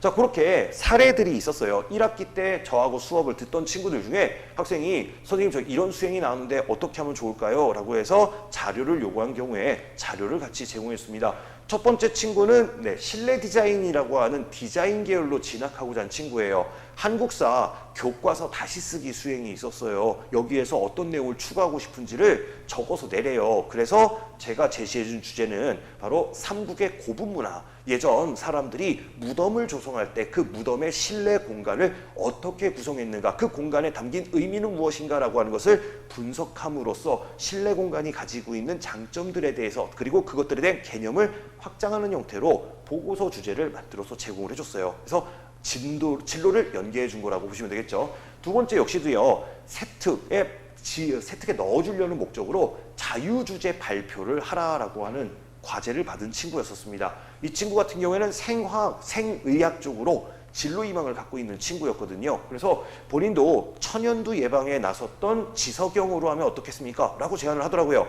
지석영 좋지. 근데 지석영만 하면 너무 다른 학생들도 많이 할 것 같아. 그래서 차라리 지석영으로 하지 말고 천연두라는 주제로 확장을 해서 조선 후기 정약용이 썼던 마과회통의 저술과 그 원인부터 해서 지석영까지로 확장을 하는 방향을 하나 제시해줬고, 또 하나는요, 교과서에 없는 내용이 가능하다라고 하면 노상추일기라고 하는 조선 후기 무관이었던 노상추가 전염병들을 겪고 그것을 예방하기 위해 했던 노력을 일기에 담은 내용이 있으니 이것까지 활용해서 넣으면 더 좋을 것 같아 라고 자료를 추가로 제공해 주는 거죠. 이렇게 해서 아이들의 진로와 그 진로 방향에 있어서 방향은 맞아도 내용 수준이 조금 너무 떨어지면 그 역시 긍정적으로 평가할 수가 없기 때문에 그런 부분들을 보완해주는 방식으로 도움을 주고 있습니다. 제가 뭐 다른 과목까지 다 해주면 더 좋겠지만 아무래도 좀 한계가 있기 때문에 일단 제가 담당하는 과목만이라도 그 과목의 성적을 최대로 받을 수 있게끔 최선을 다해서 도와드리도록 하겠습니다. 자, 그래서 수강한 친구들 중에서 성적 상승한 사례들이 많이 있었어요. 100점을 받는 친구도 물론 있겠지만 저는 이 친구보다 이렇게 점수가 중간고사 때 50점대의 점수를 받고 와서 같이 공부한 뒤 80점대까지 30점 가까이 상승시킨 친구, 이 친구가 더 노력하고 더 기특한 친구가 아닐까 생각합니다. 이렇게 많은 친구들로부터 성적 상승에 감사를 좀 받았던 친구들, 저는 늘 얘기합니다. 너희들이 그만큼 노력했기 때문에 받은 거다. 물론 열심히 하고자 했지만 시간적으로 또 다른 조건적으로 못한 친구들이 있고 상대적으로 다른 과목 신경 쓰다가 못한 친구들도 있어서 못해서 성적이 안 나온 거 좀 너무 아쉽긴 해요. 근데 확실히 저도 이제 계속 아이들을 데리고 살펴보다 보면 열심히 하는 친구들이 성적이 잘 나옵니다. 상대적으로 열심히 좀 안 하는 친구들은 성적이 오르질 않아요. 그래서 저는 제 수업에 열심히 하는 친구들만 좀 왔으면 좋겠어요. 물론 그게 또 선생님의 입장은 아니죠. 열심히 안 하는 친구들도 열심히 할 수 있게끔 도와줘야 되는데, 근데 그건 분명히 저는 한계가 있다고 생각합니다. 공부를 못해도 상관없어요. 하지만 하겠다는 의지가 있는 친구들에게는 최선의 도움이 될 수 있을 것이라고 생각합니다. 그런 부분들을 믿고 맡겨주시겠다면 제가 지금 수업하고 있는 2개의 커리큘럼을 고민해 주시면 좋을 것 같아요. 자, 왼쪽은요, 이제 정규반입니다. 제가 5주 특강으로만 1학기 때 수업을 진행을 하고 있다 보니까 몇몇 어머니들께서 다른 수업처럼 시험 끝나면 뭐 한 주 정도 휴강하고 바로 이어서 가는 정규반 수업은 없냐라고 문의해 주신 분들이 있었어요. 그래서 일단 제가 시범적으로 토요일 날은 정규반으로 수업을 한번 진행해 보려고 합니다. 정규반은요, 그러니까 회차에 상관없이, 이제 특강과 상관없이 매달 진행하는 반으로 이제 앞에서부터 좀 천천히지만 문제도 좀 확인해 보면서 숨 쉬어가면서 진행할 수 있는 반으로 만들어 보려고 계획을 잡고 있어요. 물론 방학이 끝나고 바로 이제 중간고사 시즌이기 때문에 크게 개강일은 차이가 나진 않지만요. 그래도 시간적으로는 살짝 줄여서 통합사회는 토요일 2시부터 5시 이렇게 하고, 한국사는 반대로 이제 10시부터 1시라는 오전 시간으로 2개 반을 정규반으로 개설을 해볼까 합니다. 그리고 토요일 반은 이렇게 정규반이라면 일요일 반은 5주 특강으로 말 그대로 시험 대비 목적으로 진행하는 반이라고 보시면 되겠습니다. 여기서는 이제 문제 확인은 개별적으로 하면서 질문을 받는 방식으로 진행이 되겠지만 아이들에게 압축적으로 지식들을 전달하고 확인할 수 있는 시간이라고 보시면 되겠죠. 4시간짜리 수업으로요. 일요일에는 통합사회가 오전, 그 다음에 한국사는 오후에 개설하는 것으로 진행하겠습니다. 그래서 한국사는 반대로 토요일 날은 오전이고요. 한국사 5주 특강반은 일요일 날 오후에 2개의 타임으로 둘 중에 하나를 골라서 수강하는 방식으로 진행을 해보도록 할게요. 이렇게 해서 한국사 그리고 통합사회 이 2과목, 제가 지난번에 농담을 했는데요. 여러분들 자녀들의 전체 과목 중에서 가장 많은 학점을 담당하고 있는 게 저이죠. 둘 다 합치면 수학, 영어보다 학점이 높습니다.